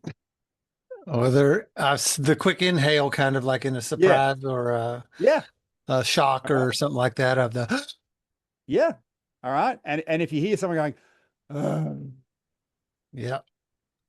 Or, yeah, it's like they're thinking that they're over something, like, oh my gosh, this is so boring or so, or if you saw someone go, you know, like people instinctively know that our breath is connected to who we are, but we haven't actually stepped out how to access those states at will. Mm. Okay, so it's my intention when I go to bed at night to turn my bed into a cloud. And I can do that with a certain type of breath work. And, post special forces, I got a whole lot of chronic injuries. At one point, I was addicted to pills just for the pain. But breath work is actually an anti inflammatory. So I didn't just start making breathwork tracks to go to sleep with. I started making breathwork tracks to get out of bed with. So instead of turning your bed into a cloud, it turns it into a trampoline. And I can't express the amount of times I've woken up and I'm just, for all my life, most of my adult life, you wake up in pain, you're tired. Oh my gosh, life sucks. The amount of times where I've just followed that guided, okay, breathe in, breathe out. Okay, I'm doing that. I'm doing that. Now open and close your hands. Now, when we wake up, there's certain parts of our body that has stuck energy because we've been still for so long. So as we breathe, we massage certain points, and bit by bit by bit by bit by bit by bit by bit, it just starts turning the tide. And even though there's a part of me saying, "Oh, Tim, this is bullshit. It's not going to work." Every time it works as we unlock this thing, and my feet swing over the edge of the bed in such a different state Mm. than if I just depended on willpower. And there's always that part of me opposing me saying, what's the point? Why are you doing it? Rah, rah, rah. It's like the worst things in my mind come to me in the mornings to prevent me tapping in to the things that kick them out. They're like, oh, he's in a semi-conscious state. We'll attack him now because that's when we can sort of establish our share on the garden. So I thought, well, I'm aware of you now, little fuckers. I'm gonna put a little structure in place to then claim the territory in my head. And it was simple, pressing a button, telling to breathe and massage, and it was just becoming aware of where we can block ourselves up and also putting the things in place to help you. And the art form here is making it easy and effortless to do. Because I notice I'm not lazy, but I like doing things the easy way, right? Um, and if I could just press a button and then it gives me this guided medicinal, medicine cabinet that's inside my lungs, then that worked, and it kept working. And even if it feels stupid doing, it's working. So, let's, I stopped resisting to admit that I wasn't like the most all powerful thing in my life. As you said, you're just an ant on a log in a flooded stream thinking you can drive it. Yeah. Yeah. There's an old iconic speaker tape. These 12-step recoveries, like the original podcast almost. They've been trading around cassette tapes in glove boxes from the way back and listening to one another tell their stories and sharing that as that deal of, that identification that, oh, wow, I did that too. Oh, yep. And there was one that's it's kind of informally titled Vultures on the Headboard. And he talked about every morning when he Ooh, woke up, powerful there stuff. was vultures there. Like, and Wow. they would go, "Oh, we've been waiting for you to wake up. All right, now we're here. You're tired. You should go back to Well bed. You said. don't need to go to Yeah. work. You don't need to, and the other vultures say, but if you don't go to work, you're going to get fired. And the others say, yeah, and if you get fired, then you won't be able to pay, and this whole snowball effect of all the negativity just starts trying to jump in first thing in the morning and Oh, to well do said. something to, again, pattern interruption, because I don't have to live like that the rest of my life either. And I get what you're saying. There's always seems to be, no matter what I do, there always seems to be that little nugget still like stuck. I got some thought that one day I will be like fully evolved, and and all that'll be behind me. But I don't, I also understand that I'm a human being, and I think that's just part of our makeup. And so I need to build routines into my life and things. And like you said, I'm always going to look for the less torturous path. Mm. So, just like water in a stream, it's going to find the easiest path, the wind through the woods, everything else in nature does the same thing, and I'm no different. So I need to find things that work for me that are not like hard. Now, again, Mm. It's good for me to do hard things too, right? I do some yoga that kicks my ass. I lay down, collapse at the end of an hour in a puddle of sweat with my heart rate up in zone five almost and going, oh my God, and then there's that buzz that comes along with that too, which is also Yeah. some payoff at the end. So I also do some hard stuff, but there's these things that I need to mix in, and it's that elusive old balance thing in life. But these things like this breathing, it can't be something. I gotta lessen how much I'm gonna fight it, right? Like you said, and I need to do something to lessen that fight to try and Yeah. tamp Yeah. that down And so that's that the art form, segmenting it into your life a bit like Uber Eats, where you can just make it easy and effortless to integrate a new habit because the current world we live in, and I've said it before, the economy of dysfunction is really good at giving you an easy win. And that makes it hard for any, let's call it a wellness practice, um, because sometimes it's not as quick a win. Like, oh, I've got to spend an hour of yoga. That's not as easy as taking a pill. So there's that. So what I find the art form here is, how do we as healers give people an easy win so they can go, oh, that just whet my taste bud, more please. Um, and I always reverse engineer this. Like, if you really wanted to destroy somebody, you would pour poison in their ear as they're going to sleep, as they're entering into their subconscious, and you would probably try and deny them sleep. And then in the morning, you would have some, like you said, the vultures on the headboard. You would have, as they're coming out of their unconscious, you'd feed more poison into them. Okay. So if that's the most damaging thing you could do, and it really wouldn't take much to damage somebody, just a few minutes of poison going to sleep and a few minutes of poison in that twilight zone coming out of bed, and you would really wreck somebody, wreck their whole waking hours, and only to repeat the cycle again.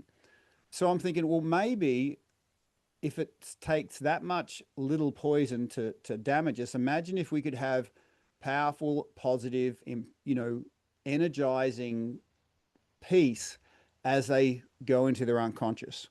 And you'd really only need 3 to 5 minutes. And then coming out of your unconscious, 3 to 5 minutes of that power, peace, connection to your own body. And, you know, the idea of, if you win the first 5 minutes of the day, you've won the day. Because if my motivation to move forward is, oh, I want to avoid this and I want to avoid that and I don't want to be fired, then we're kind of like driving forward looking backwards. Uh, and do life on your heels. and we have energy systems inside of us that we don't really know about, but it'll become obvious when I share this little example. And this blew my mind. So they did a little experiment with a mouse, right? Attached a spring to its tail, and I wanted to see how much it was pulling towards the cheese. And in metric, it was like 300 grams. In your language, it'd be like a quarter of a pound or something like that, right? Um, and they said, oh, that's interesting. Quarter of a pound going towards something it wanted. But then they put the smell of a cat behind it, and it pulled, in your language, like 1.5 pounds. Okay. So Mm. it had energy, but it had 3 times more energy to go away from that which it didn't want. And the and one of the reasons I don't watch mainstream media is because if you just put smell of the cat in the room, smell of the cat here, smell of the cat there, smell of the cat to, because that's a really powerful ancient wiring that we have. It's in us. And at one point it really served us when we had to be aware of threats in our physical space. But now there's not too many physical threats. We've got the same threat response to something that's perceived as a threat, you know? And if you let it, we end up in this room with, it's just the smell of the cat everywhere. I've lost the smell of the cheese. I don't know what I'm going towards. My internal compass isn't switched on. And you end up getting really apathetic. And eventually you end up looking for something outside of you for comfort. And hello, economy of dysfunction says, yeah, we can, now that we've smelled, covered your, headspace in the smell of the cat, we're going to offer you a solution. You're not sleeping. Here's a bunch of pills. I lost 6 years of my life to pills, or here's some alcohol, that'll just make everything better because you don't know what you want. You're in discomfort. You don't know what to do. You don't know where the cheese is. So we're gonna economize your dysfunction here. Um, Alcohol was a sleep aid. yeah, Drink myself to sleep because I wasn't getting there on my own. Uh, I went for a walk yesterday. We were snowed in. This town was locked down with just a little bit of snow, and it was cold. It was I can't do your conversions. But it was it's below freezing here, yeah, well below. And I took a walk. I needed some movement in my life on a daily basis. And so I went for a walk, and I'm the only guy around, and I walk around and I go by the Taco Bell. It's closed. The McDonald's is closed. The gas station is closed. Everything was closed. And I walked by the liquor store. It was open. yeah. And Wow, the parking lot was scraped out, and the parking lot damn, was full. wow, Yeah. And it's like, golly, man. wow. I mean, the thing is, if we don't sort, here's a big thing that changed for me, and I don't want to step over it. Just get the fact that we've got 4 times more energy to run away from Yeah. that which we don't want. Okay. 4 times likelihood to react to that. So, and the news kind of knows this. It knows that if it can give us the smell of the cat, it'll make this big energetic response. It's completely fatiguing, continually trying to tap into that fight or flight. And I just invite people to observe that in your own life. Like, where are we getting triggered to what we don't want as opposed to moving towards what you do want? So this is where healers are often not listened to because it's us going towards something we truly want isn't as a powerful signal as look out for that dragon. It's not a dragon, it's just some person's social media post, but that's a dragon. And I'm just inviting people to see a potential blind spot inside their own life, Yeah. but also use it to their advantage, because there's going towards what you want, an attraction, but then there's propulsion from what you do not want, you know? So Yeah. you can get a lot of motivation going, as God is my witness, that's not going to happen to me, and for me, when I was on selection, there were some days where I was wanting to do selection. Is like that. Selection is like the I hardest. know what's, yeah. Like, yeah, Well, like they call it. my listeners may not know what selection is, but I do. So the most common one known is the SEALs Hell Week. Okay. Right. Yeah. Well, we had a hell 28 days. So, you know, and on They some really days put you through the ringer and see who wants to quit and who won't you quit. just you got to survive. Everyone loses umpteen amounts of weight because your body just eats itself. There's some days like demarcation, 3 days, 3 nights, no sleep, no food, and a lot of work, and your body just eats itself. But the point I'm trying to make here is I want to speak to the amount of energy you can use repulsion to propel you forward, like something that you really don't want. Um, so thinking about something I wanted got me through selection some days. I said that I wanted to be in the Australian Special Forces. But then other days, I'm like, fuck that. I'm not interested. There's no appeal to me. But if I stop this, I've got to go back to my old job. And my old job had an absolute prick of a boss. And I'm like, as God is my witness, that is not happening.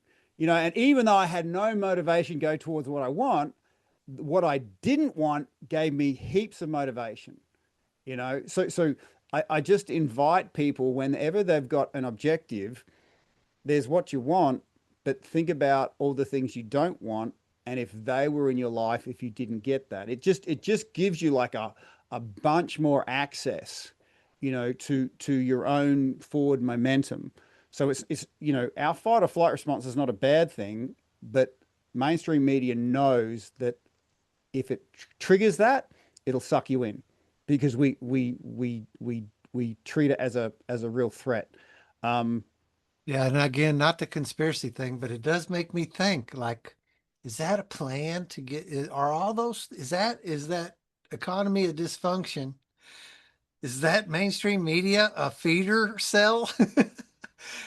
Like on purpose? I've always want to yeah, think that this stuff is just like, this is just like happening and there's really no kind of like grand plan and nobody's conspiring. But golly, so many times you think about it and you go, golly, man, it just is a lot of a coincidence. And I yeah, never really thought about that. I've always thought about it making me sick. I put down what happened to me. I ended up not going to prison. I was on home incarceration with an ankle bracelet for a year.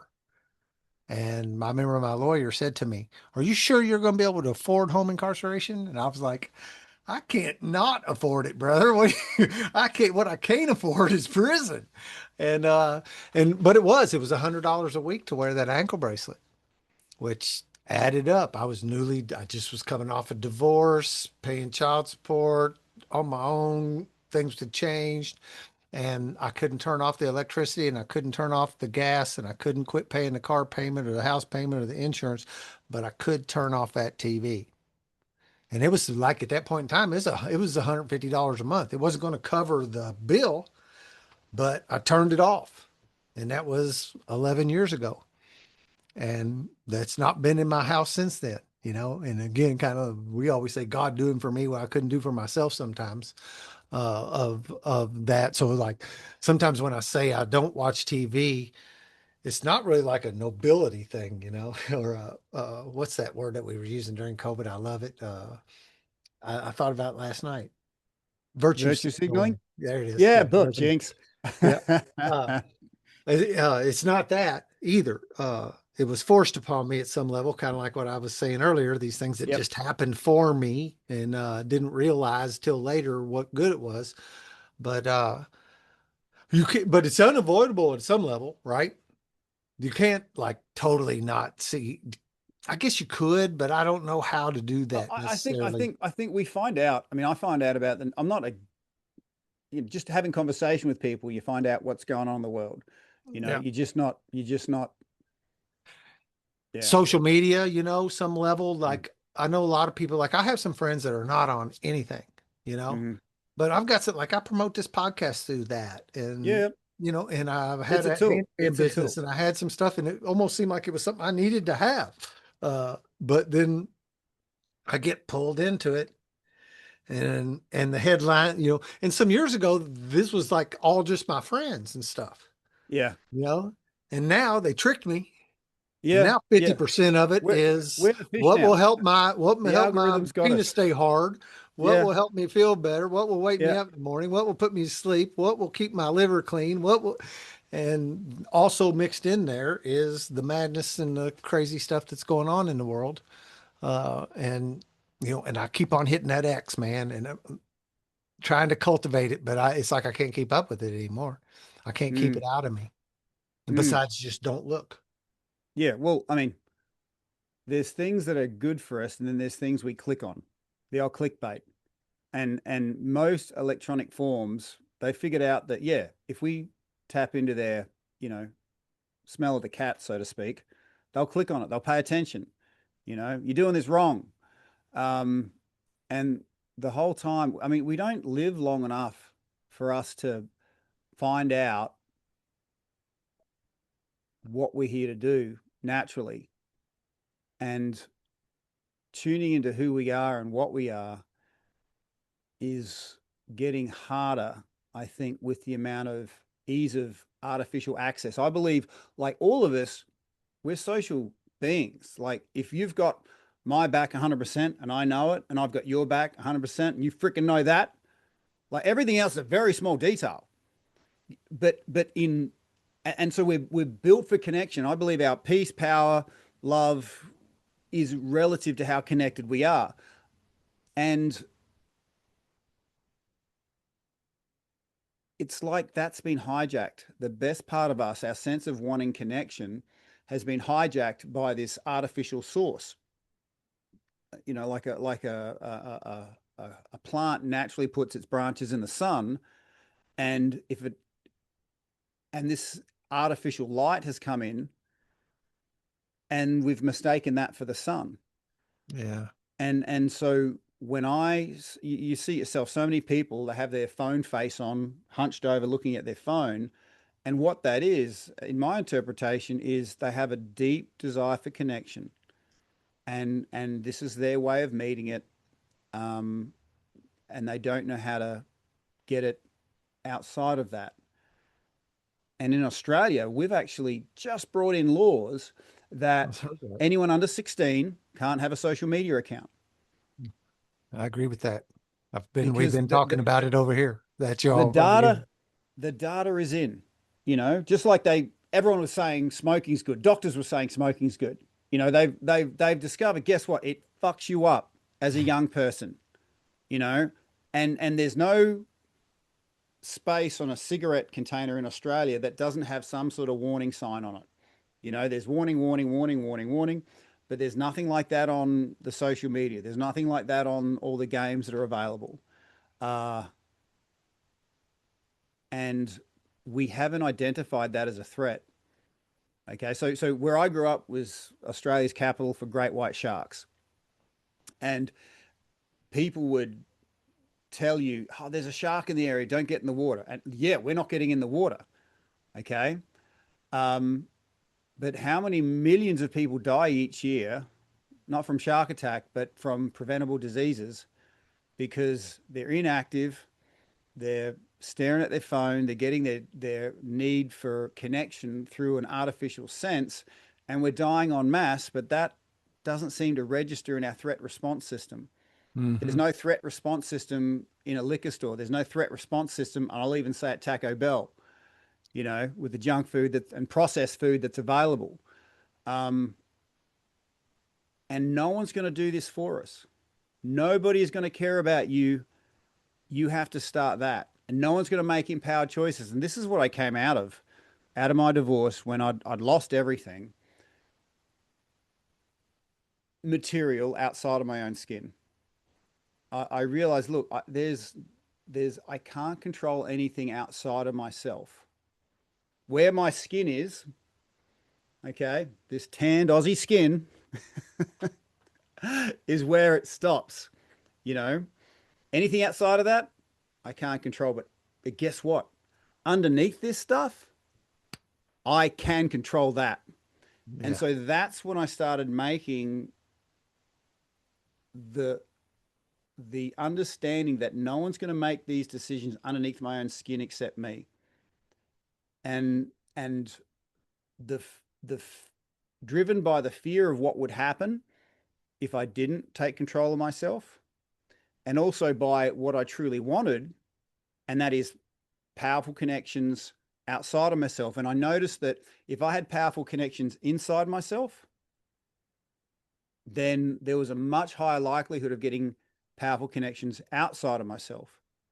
So there came a point where I noticed that doing breath work, going to sleep a certain way, and that breath work, I'd always wake up at 2 a.m. and at 2 a.m. when you're in that state, the vultures, the negative thoughts go, great, we've got him. So instead of laying in my bed ruminating on that crap, I'd press a button, listen to my own stupid voice to tell me to breathe, and I would get back to sleep every Mm. time. Some nights I'd have to keep it on repeat and just keep doing it. Um, and then when I, woke up with breath and connection and winning that first 5 minutes of the day, that I noticed that was good. But if I wanted to double that energy, it needed to be connected. So connecting inside of myself is like half the arc. The other half of the arc is connecting to another human being. And so I started seeing that energy is like money. How you invest it is how you get it back. Mm. Investing it in yourself gets a good return. But when you create an abundance, you can then speculate on things outside of you. You may or may not get a return, but you can speculate. So what I discovered was the power of generosity, but done right. Done, I don't give of myself anymore. I give of my abundance.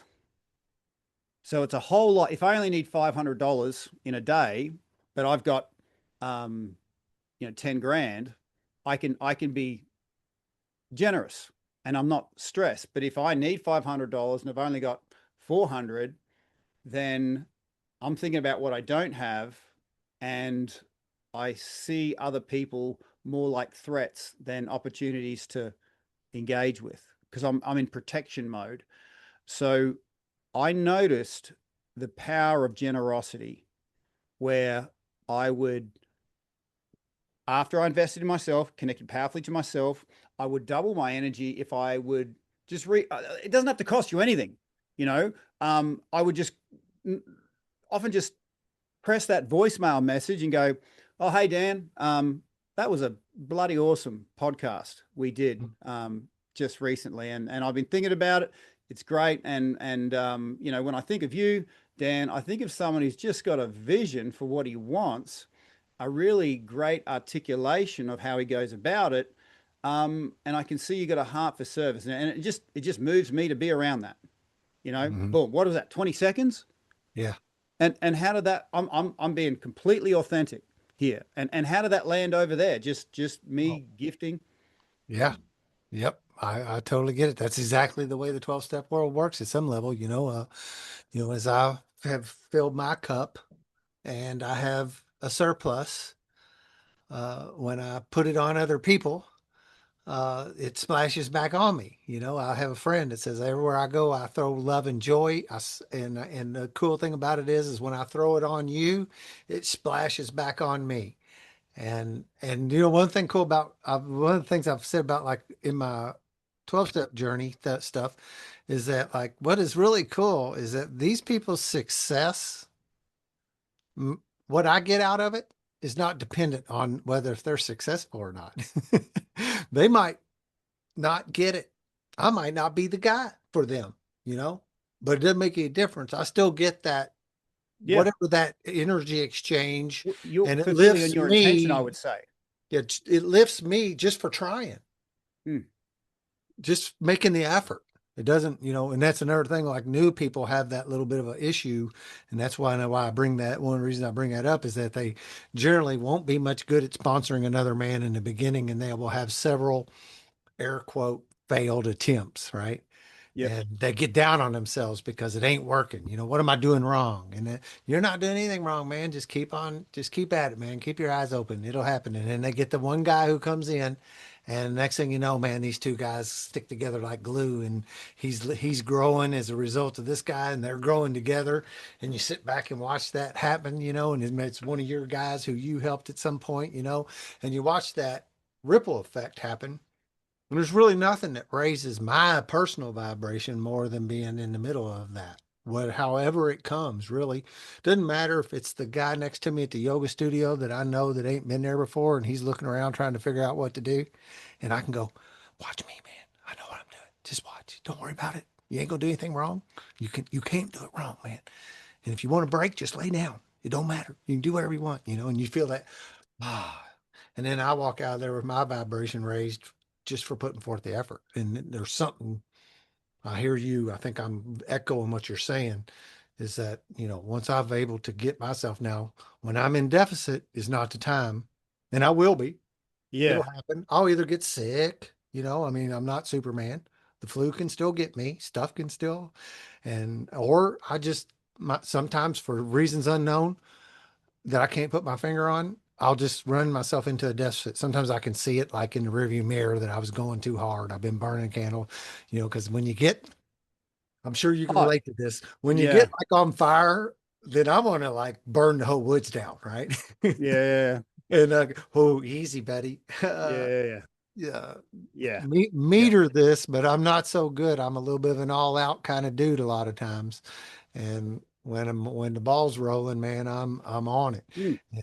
And I'll have to watch for that because I can end up in a deficit personally. It is And then, incredibly, it's one of the greatest human opiates, knowing you've made a positive impact on someone else. oh man, You know, there's nothing better. and and to be honest, I was self-medicating with that.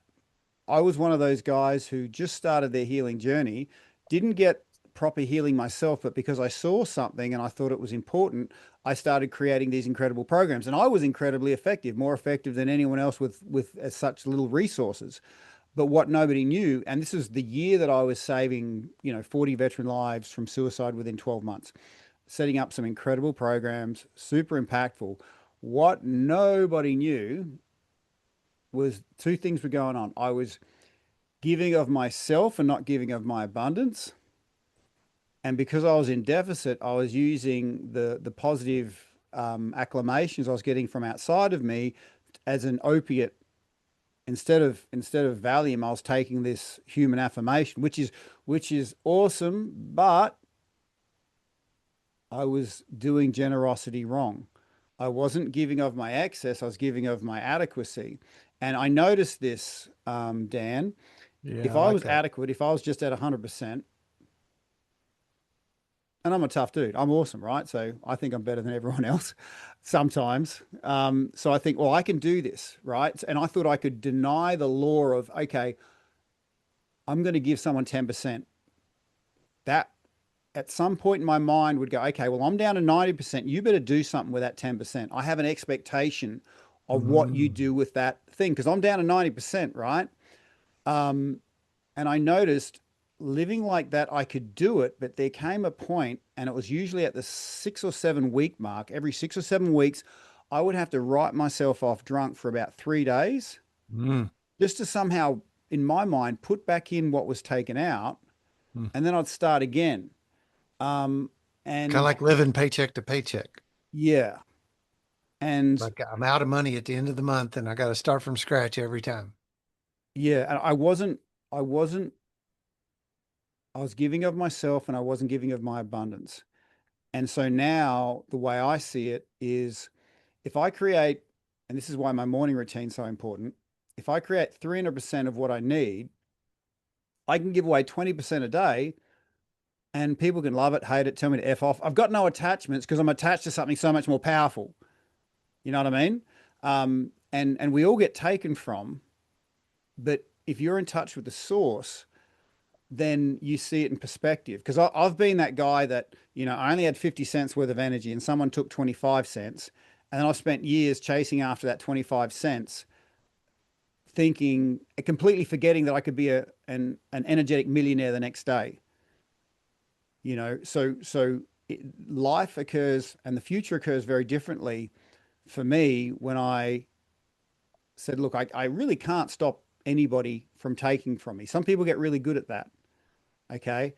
But what But if I was to try and protect myself from that, it'd be like putting a metal bucket over a plant. It's safe, but it's slowly dying. So if I just said, look, I can't stop people from taking me, I'm not even going to try, but what they can't stop is me putting in $1 million the next day. That's what I'm going to lay hold of. That's why my, morning routine and sleep so important because that enables me to get ahead of the game. And then that way I can see the 25 cents that they took in perspective. And I can say, okay, you've just shown who you are. That's keep it, stay there. I'm going to go on and live, best life ever. Um, and if I start paying attention, if I notice where if someone's taken from me and or life or my own stupid decisions have taken from me and it really impacts me, that tells me, okay, Tim, your economy is running low here because you've really paid too much attention to this. You need to lay hold of the things that make you what I call it energetic millionaire. Okay. My goal for all my clients is to know their unique investment portfolio. Some people invest in, $100 in yoga, like it really gets you, but you get like $10,000 back. And that sort of economy is unique to your energy signature. I mean, I can do yoga, but I'm not like into it. Yeah. It's not But everybody's deal. Yeah. yeah, but everyone having people once like if you had a set of stocks that you knew if you put $10 in, you get $100 back. Well, let's just keep putting our money there. Because to me, your life path, your destiny isn't like a mystical thing. It's literally as obvious as a spreadsheet that's telling you $10 in, $100 back. That's bloody awesome. Let's keep doing this. Let's get mastery of these particular investments. And you know what? There comes a point where you show others how to get the same return in far less time. Right. Yeah. Yep. Yep. I have to put my, yeah, everybody's energies that you got to find your stuff, and sometimes that takes, that's kind of like what I was saying about the breath stuff earlier. This seems to be a evolution and a rotational kind of thing for me. I'm interested in what you do, and I need to ask because we're running over 2 hours here, and Are that's we? okay with me. Okay. I Yep. got no issues with it, man, because I can talk, and doesn't seem like you have any problem doing that either. Uh, but where we get a hold of that, but like, um, I know that like what works for me doesn't necessarily work for you, but because I found something that works for me, that can encourage you to find something that works for you. That's the Yeah. other thing that I always am coaching is like, this may not work, but try it out and see. And then if that don't work, try something else. And then you know what, man? I can't, I have some, I can throw some suggestions. I got lots of them. But ultimately, most of the time, you're going to find what you need. You're not really going to find what I tell you that works. It's hardly ever that's my suggestion. It's more Well, my encouragement to go search, to go I think, find, and to try things, and to figure out what does give your life a return. but and as a healer, it's not so much what you say or do that someone who's in a state of hurting really pays attention to. It's your state of being, the energy Oh that's in yeah, your system, your aliveness, your vitality. And the biggest changes in my life wasn't someone saying, "Hey, do this." It was the look behind their eyes that they were alive, they were yeah. vital. I'm like, I want some of that, and I want to be in that state where if I'm around people, they get the same sense because it's ineffable. It's not something you can put words on. But if you can, and if anything that Dan and I are discussing is resonating, there's something inside of you that goes, you know what? Maybe this is something that I want more of. And I think, We say, does he get like when people ask, how do I find a sponsor? Well, our little general thing is to find somebody that has what you want. yeah, yes. And I And said, they're in a keep on place walking that you want around to and be. yeah, But this is where people get stuck because there's so many experts out there. Okay. And this is the analogy I use. An expert is someone who's living a fruitful life. And when you go for them, look, I want the power you have. And they'll go, okay, here's a bunch of seeds. Now, technically, they're 100% right that those seeds are going to get you what you want, but that looks nothing like what you want. And how the hell do you grow that into a tree and the timeline? What? But what a master will do, just like an expert, they'll live a fruitful life, but with the art form of communication and honestly, I got to say this, and love for the other person, they can graft the fruits from their trees onto your tree of knowledge because everyone's got a tree of knowledge and the right communication, the right energy sense, the right empathy, the right amount of love can take those fruits that are already established and graft them onto that tree of knowledge. I And love and that. that is the art form I believe as healers we need to master. Yeah, yeah, that is great. I resonate with that because I grow stuff too, and I know a little about that in the realm. And I like that. Yeah, instead of giving guys some seeds, let's start with some grafts. Yeah, Uh, yeah. yeah, but boy, uh, I certainly be a long ways from thinking I know how to do that. Well, I've seen it happen like it happens. I've seen it happen. It's happened with me. I've watched guys just catch on fire, man, and like in no time, whatever I'm doing, and like they will like love me. They at some level they like put that back on me, which is a little bit dangerous too, right? For my ego and this kind of stuff, I gotta keep reminding myself that yeah, you're not the powerful one in the room. What you're connected to is. yeah, right. Right? Exactly. Yeah, Yeah. Yeah. yeah. And I also tend to remind them of that too. This is one of the funny things about it. Here's a little funny dynamic is that like other dudes, significant others generally will hate me for a while. Yeah. Well, because that's what's yeah. happening is this guy's doing some things different, and they don't, all they want him to do is stop drinking, right? They don't want him to start doing things differently. And, Hmm. they're not okay with all the changes that are happening, and they will blame me for these changes. But there's a metamorphosis that will happen, and and inevitably they will roll over and shed this old skin, and that new person comes out, and then the significant other loves me, you know. Uh, Yeah. wow, golly, I am so grateful for you, and then you go, easy, it's not really me, it's Yeah. Yeah. Yeah. something else. But okay, thank you. Thank you. I do appreciate Well, it. I what you've certainly don't. created is a pathway for them to follow that you've tapped into. So it's one thing to discover it for yourself, but it's another thing to create segues for others. So one thing because I didn't know who to trust, and I just got this really watered down uh, version of power when I needed it. And I noticed that there was powerful and positive stuff out there in the healing space, but it wasn't permanent. They do these big shows, big things, but then a week later, nothing's changed. So, in the military, we love our acronyms. And so I created a P test. I had to pass my own P test, right? So three P's I run off. Everything I do has to be powerful and positive, but the third P is the most important one. It has to be permanent Mm. or aim for permanency. Because if we say we care about people, we've got to care about them tomorrow, next week, next year, next decade. So how do we create permanency? For me, this became apparent when I just did a workshop on an army base, and I didn't know it, but they called me out there because a lot of people were struggling. There'd been a few hard times there, and I got an email from a Louis Colonel the next day saying, Tim, I didn't attend, but all my corporals and sergeants were coming up to me saying, that was the first good night's sleep we had in 3 years, 4 years, 5 years Mm. after one session, right? And he thought it was awesome. I'm saying that's terrible. You know how much damage 3 to 5 years of poor sleep can do?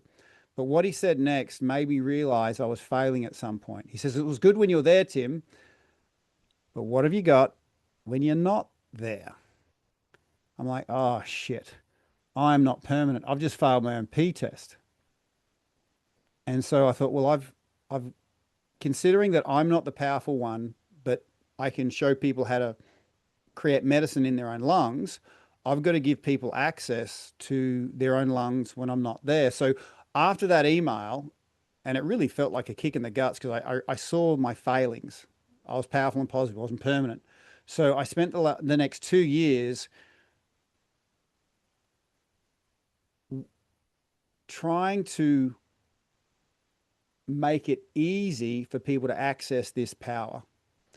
And so I thought, well, if the most powerful thing is a little bit of breath work going to sleep and a little bit of breath work waking up, and everyone's got a phone, and as much as I don't like phones, everyone's got one.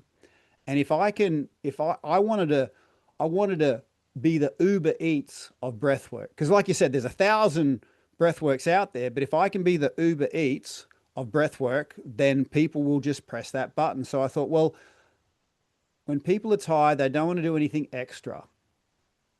But how about I just ask them when they want to sleep, when they want to wake up, and then we take care of the rest. So I created a company called Breathwork in Bed.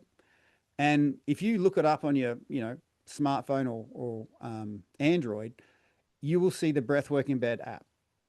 And it just asks two questions: when you want to sleep, when you want to wake up, and then it just falls out of your phone with notifications. And it's it's not obviously the device or the app that's the high tech piece of equipment here. It's your lungs. And all the app does is introduce you into the most incredible part that I've discovered, in the human body, the most influential part. And it does it easily and effortlessly. And I've had people all around the world. I remember one guy, he hadn't slept in 38 years. He was an insomniac of 38 years. I prescribed him some breath work. I checked in 8 days later, and he says, Tim, I have slept solidly the last 8 nights. And the only time I woke up was when the dog was barking. And that and that changed his life. He's actually my business partner now because he's like, oh my gosh, we're going to do this, right? Um, He's lucky to be alive if he was sleeping that poorly for that long. well, he was getting by. Our human bodies just get by, Yeah, I know, but you know. true. So That's so yeah, some stamina there because I don't know, and a lot of science has come up just in the real recent past about the importance of sleep. yeah, Kind of taking it for granted. I'll guarantee you, in your military career, didn't that was like way down on the priority list, right? Uh, yeah. to go without sleep, I'll sleep when what's the old saying? I'll Sleep when sleep I'm when dead. I'm dead. Yeah, yeah, No, don't wait. yeah. It'll be here before you know it if you take that attitude. Mm.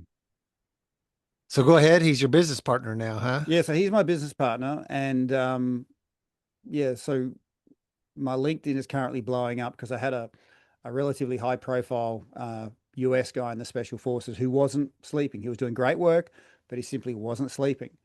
And he was one of Mm. those guys that measured everything, and you could see the impact on, this silly breathwork in bed app, guiding him to sleep with breath, guiding him out of bed with breath.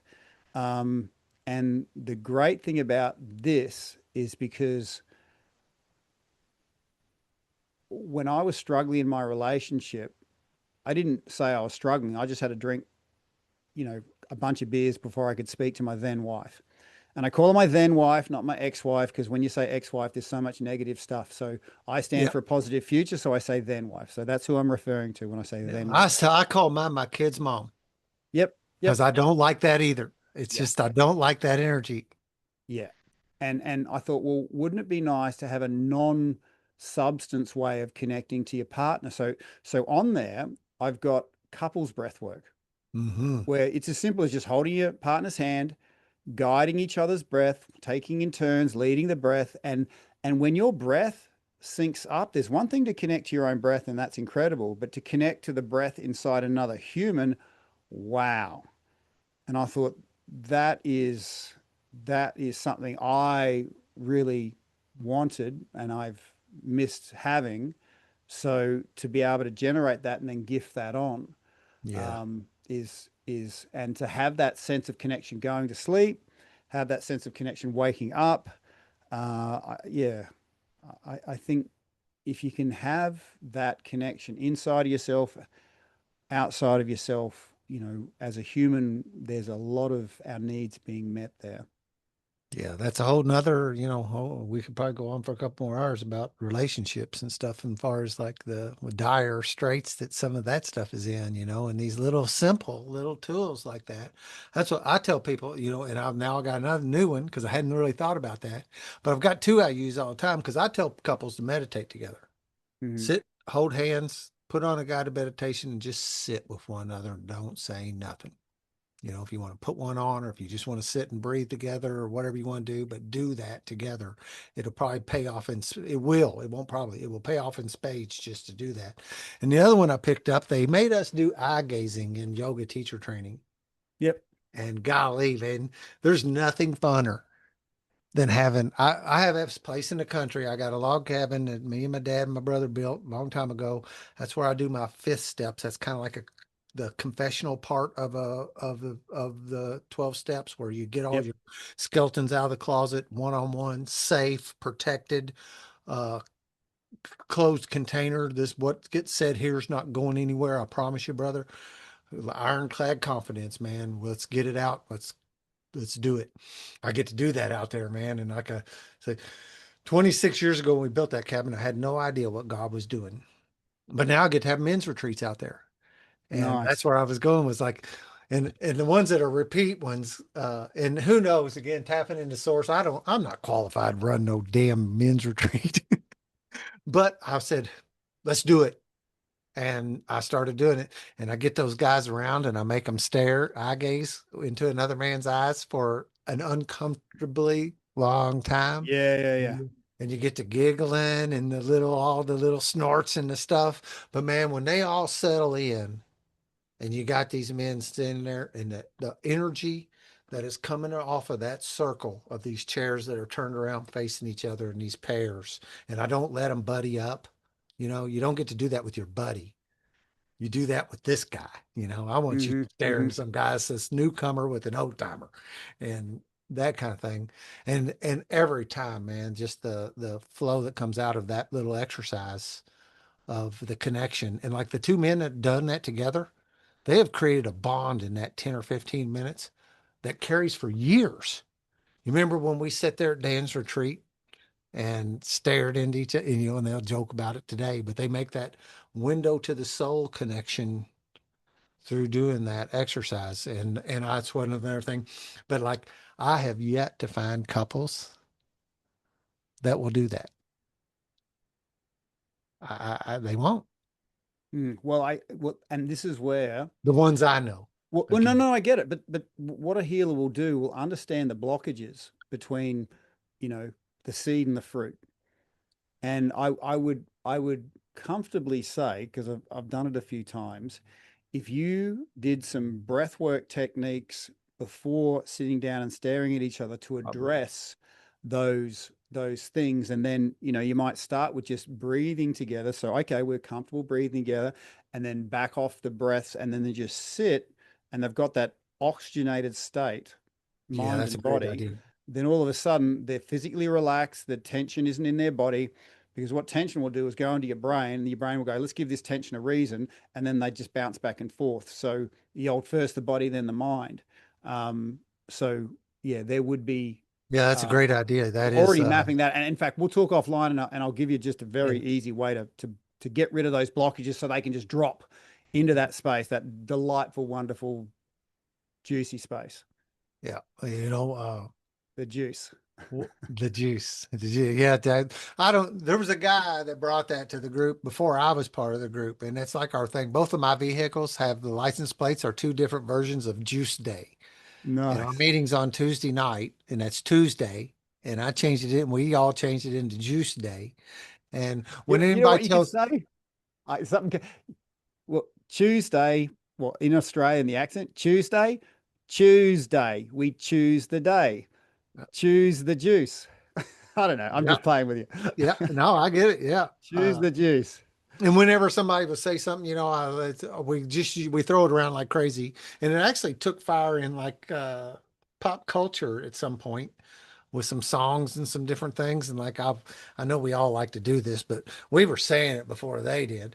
Yeah, Uh, yeah, yeah. We were well, the we say, originals. "Hey Yep. man, I got some juice to share with you," or somebody will share something with you, and you'll say, "Man, that's juicy," Mhm. and you we just that's kind of our term that we use, and juice gets thrown around a lot when we talk. Oh, well, breathwork is a whole lot of juice. We'll have another conversation where I can show you how to integrate a few simple, simple things.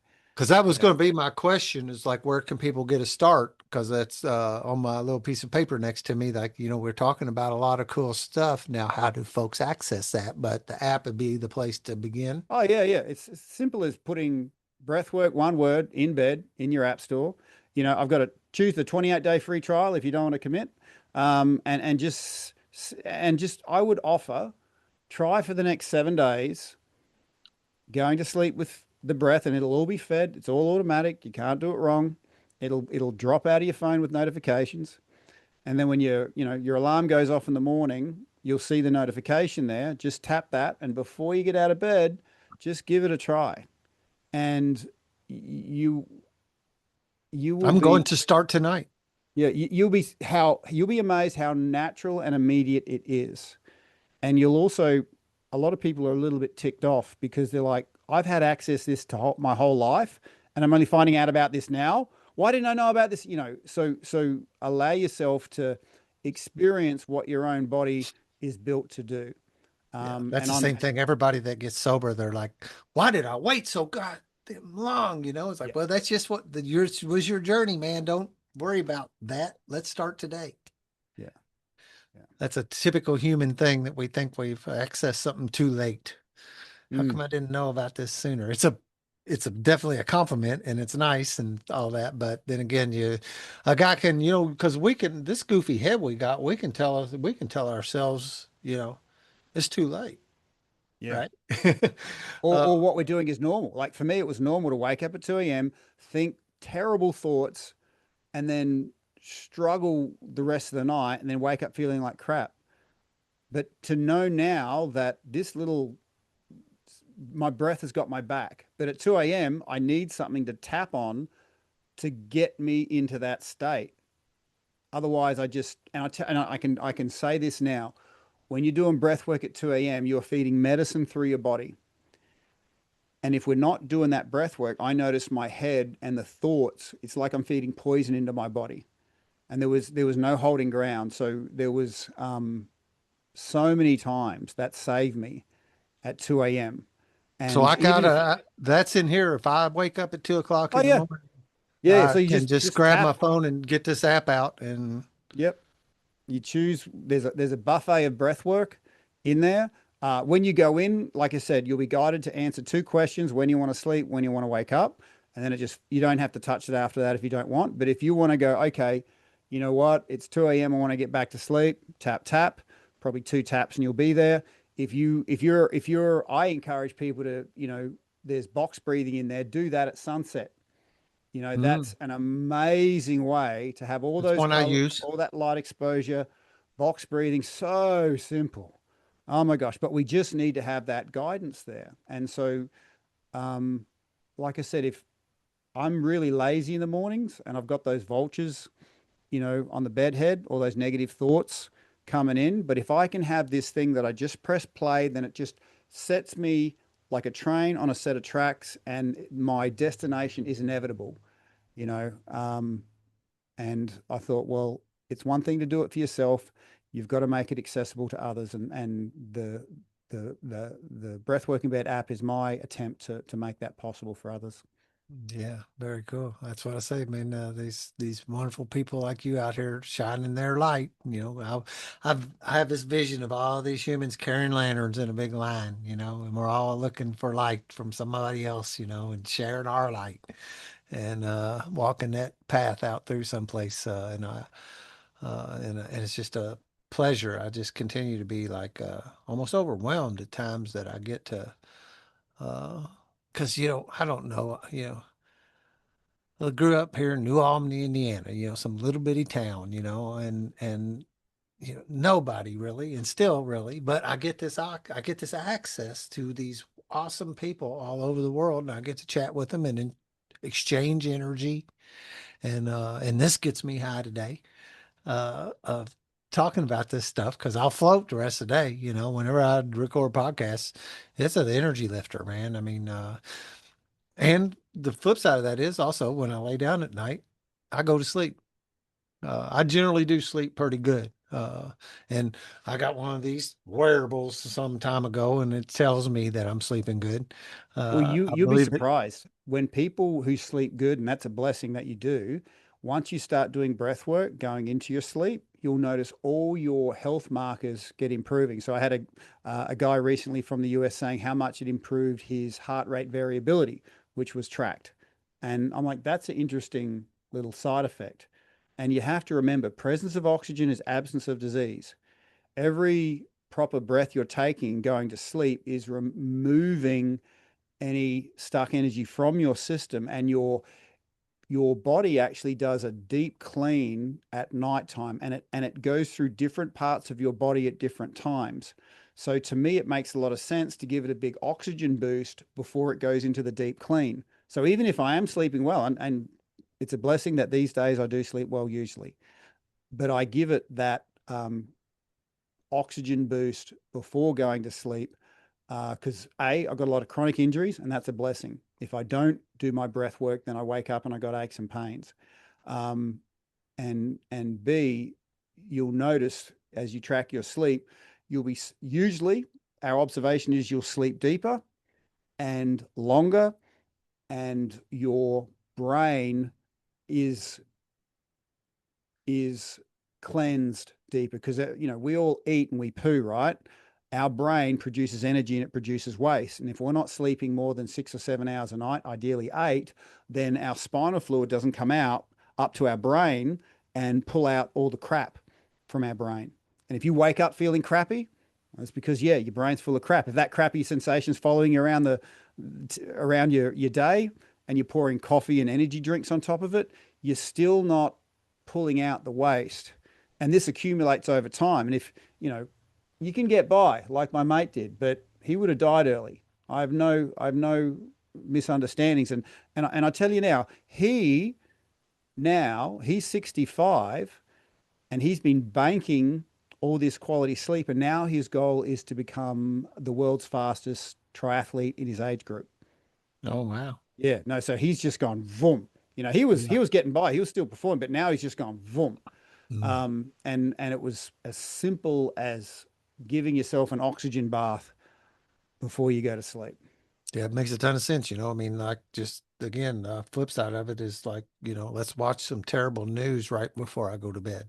Gosh, dang it. Let's put some poison in me right before I go to sleep. And now, how about let's look at revert, like you said, reverse engineer that and turn around and let's put some good stuff in us before we go to bed and when we wake up and make a habit out of that. And again, this is not hard. Not really. I mean, No. the only hardness is what's going on up in here that Hmm. Hmm. wants to make it that way. That's over time. I've kind of like, in a sense, thought about like in the beginning, the 12 steps was a phantom thing to me, and I knew it worked because I saw it, it was a deal. It was a car wash, you went in one end, you come out the other end, and the car was clean. And I didn't really know what was going on inside the car wash. But over time of practicing it, then I started seeing, okay, I see the value right here. And what can I do to add to that value? What can I do to amp that up, put some high octane fuel in it? And what Hmm. can I do Hmm. here to amp it up a little bit? And what can Yeah. I do? There's also a piece of it that like the purists don't particularly like you doing that. It's like, well, you don't want, you want to make it any better? You want to like increase the effectiveness of it? But it's funny. It's a weird thing. 12-step recovery can be kind of weird. There's some Hmm. weirdness, Hmm. but I guess that's everywhere, right? If Uh, it's weird and it works, it ain't weird, like well, I meant let's. like I don't know. I struggle with the purists that like say, right down the line, man, do not step on either side of this. Don't be playing. Like I do some ceremonial stuff like that eye gazing, people be Mhm. talking about your childhood traumas and stuff would have been not okay some years ago in 12-step recovery. That's not, uh, we don't talk about that stuff. And today, thankfully, things have come around and we can start looking because ultimately, I think some of that's what we're doing is cleaning out that filter, as we said earlier, No, from what happened we're to. simply removing blockages. So for us to go back to our natural state, our natural state is our compass knows where we're supposed to go.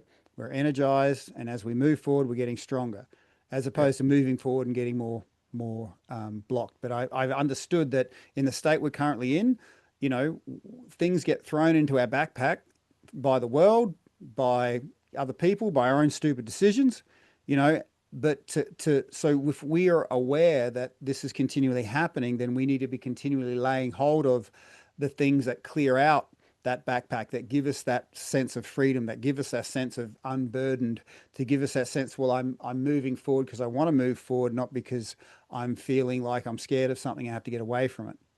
Yeah, we kind of Now, be on autopilot in a sense, continuing to repeat patterns that not working for us. And if we don't identify them patterns and look at them, then we really don't have any choice but to continue repeating them until you can yeah, actually like get them out and see them and yeah. deal with them.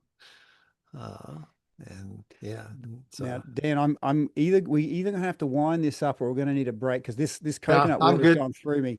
Uh, Yep. No, we've gone a little over 2 hours, and actually we've gone 2.5 now, man. And that's what time flies when you're having fun. I don't know about you, but I've like lost my connection to time almost completely.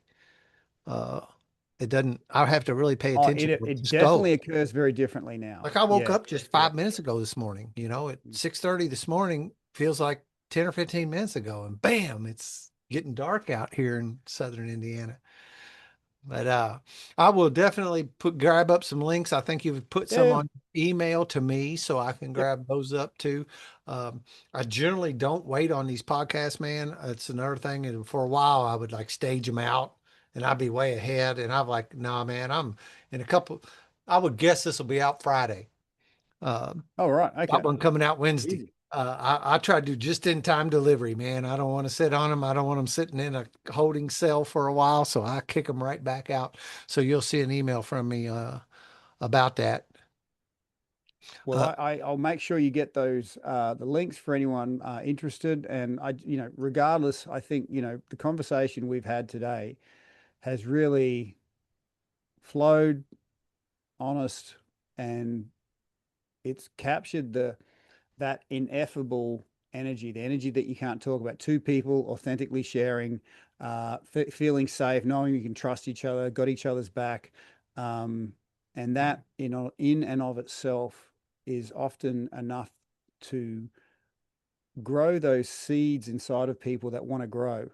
Oh, I feel safe enough to grow. And it's perfect that it was 2.5 hours, because sometimes being marinated in that, good energy allows people to grow. So I really encourage people, if you felt that there's been something watering those seeds that want to grow inside of you in this, then, sit with that and just observe what comes to you.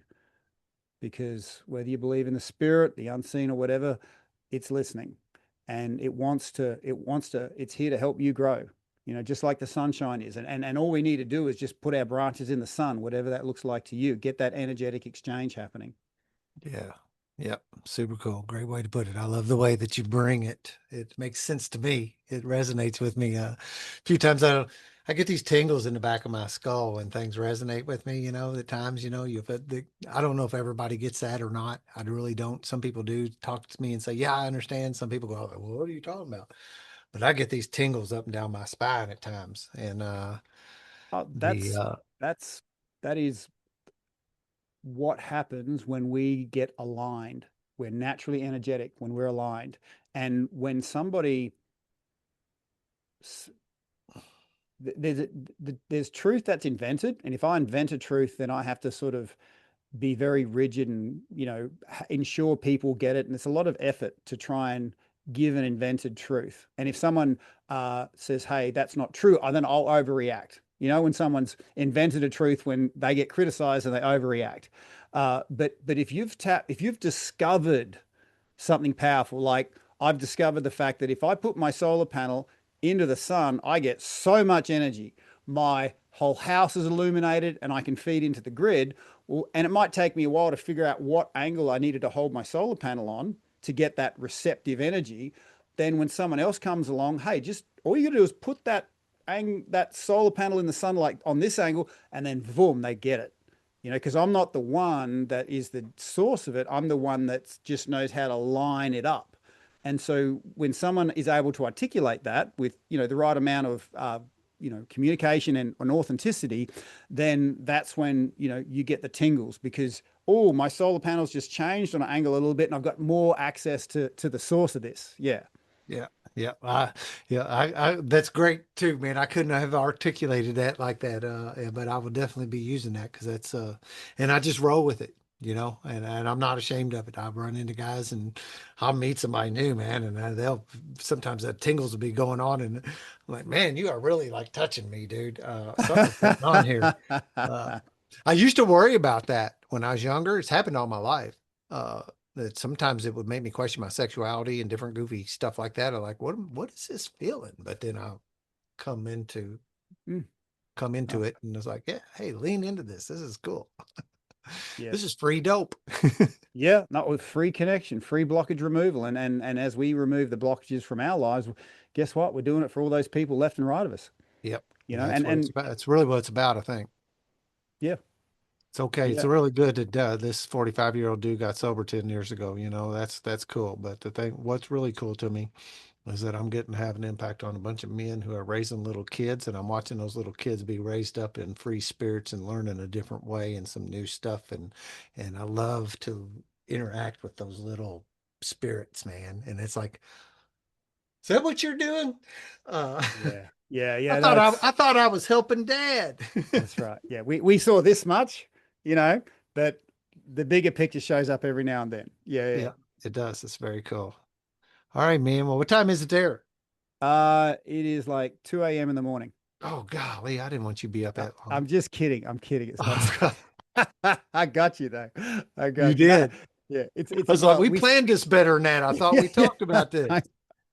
No, we started at 6 a.m. It's about 8:30 a.m. here in Australia. So the sun's Okay. about on that angle. Yeah. Yeah. I got you. Yeah, I could kind of see sometimes it was changing. Something was happening. I don't know if it's Yeah, clouds well, going we got by. the clouds are coming over and going back, and Yeah, the cameras act all kind of funny sometimes, but yeah, no big yeah. deal.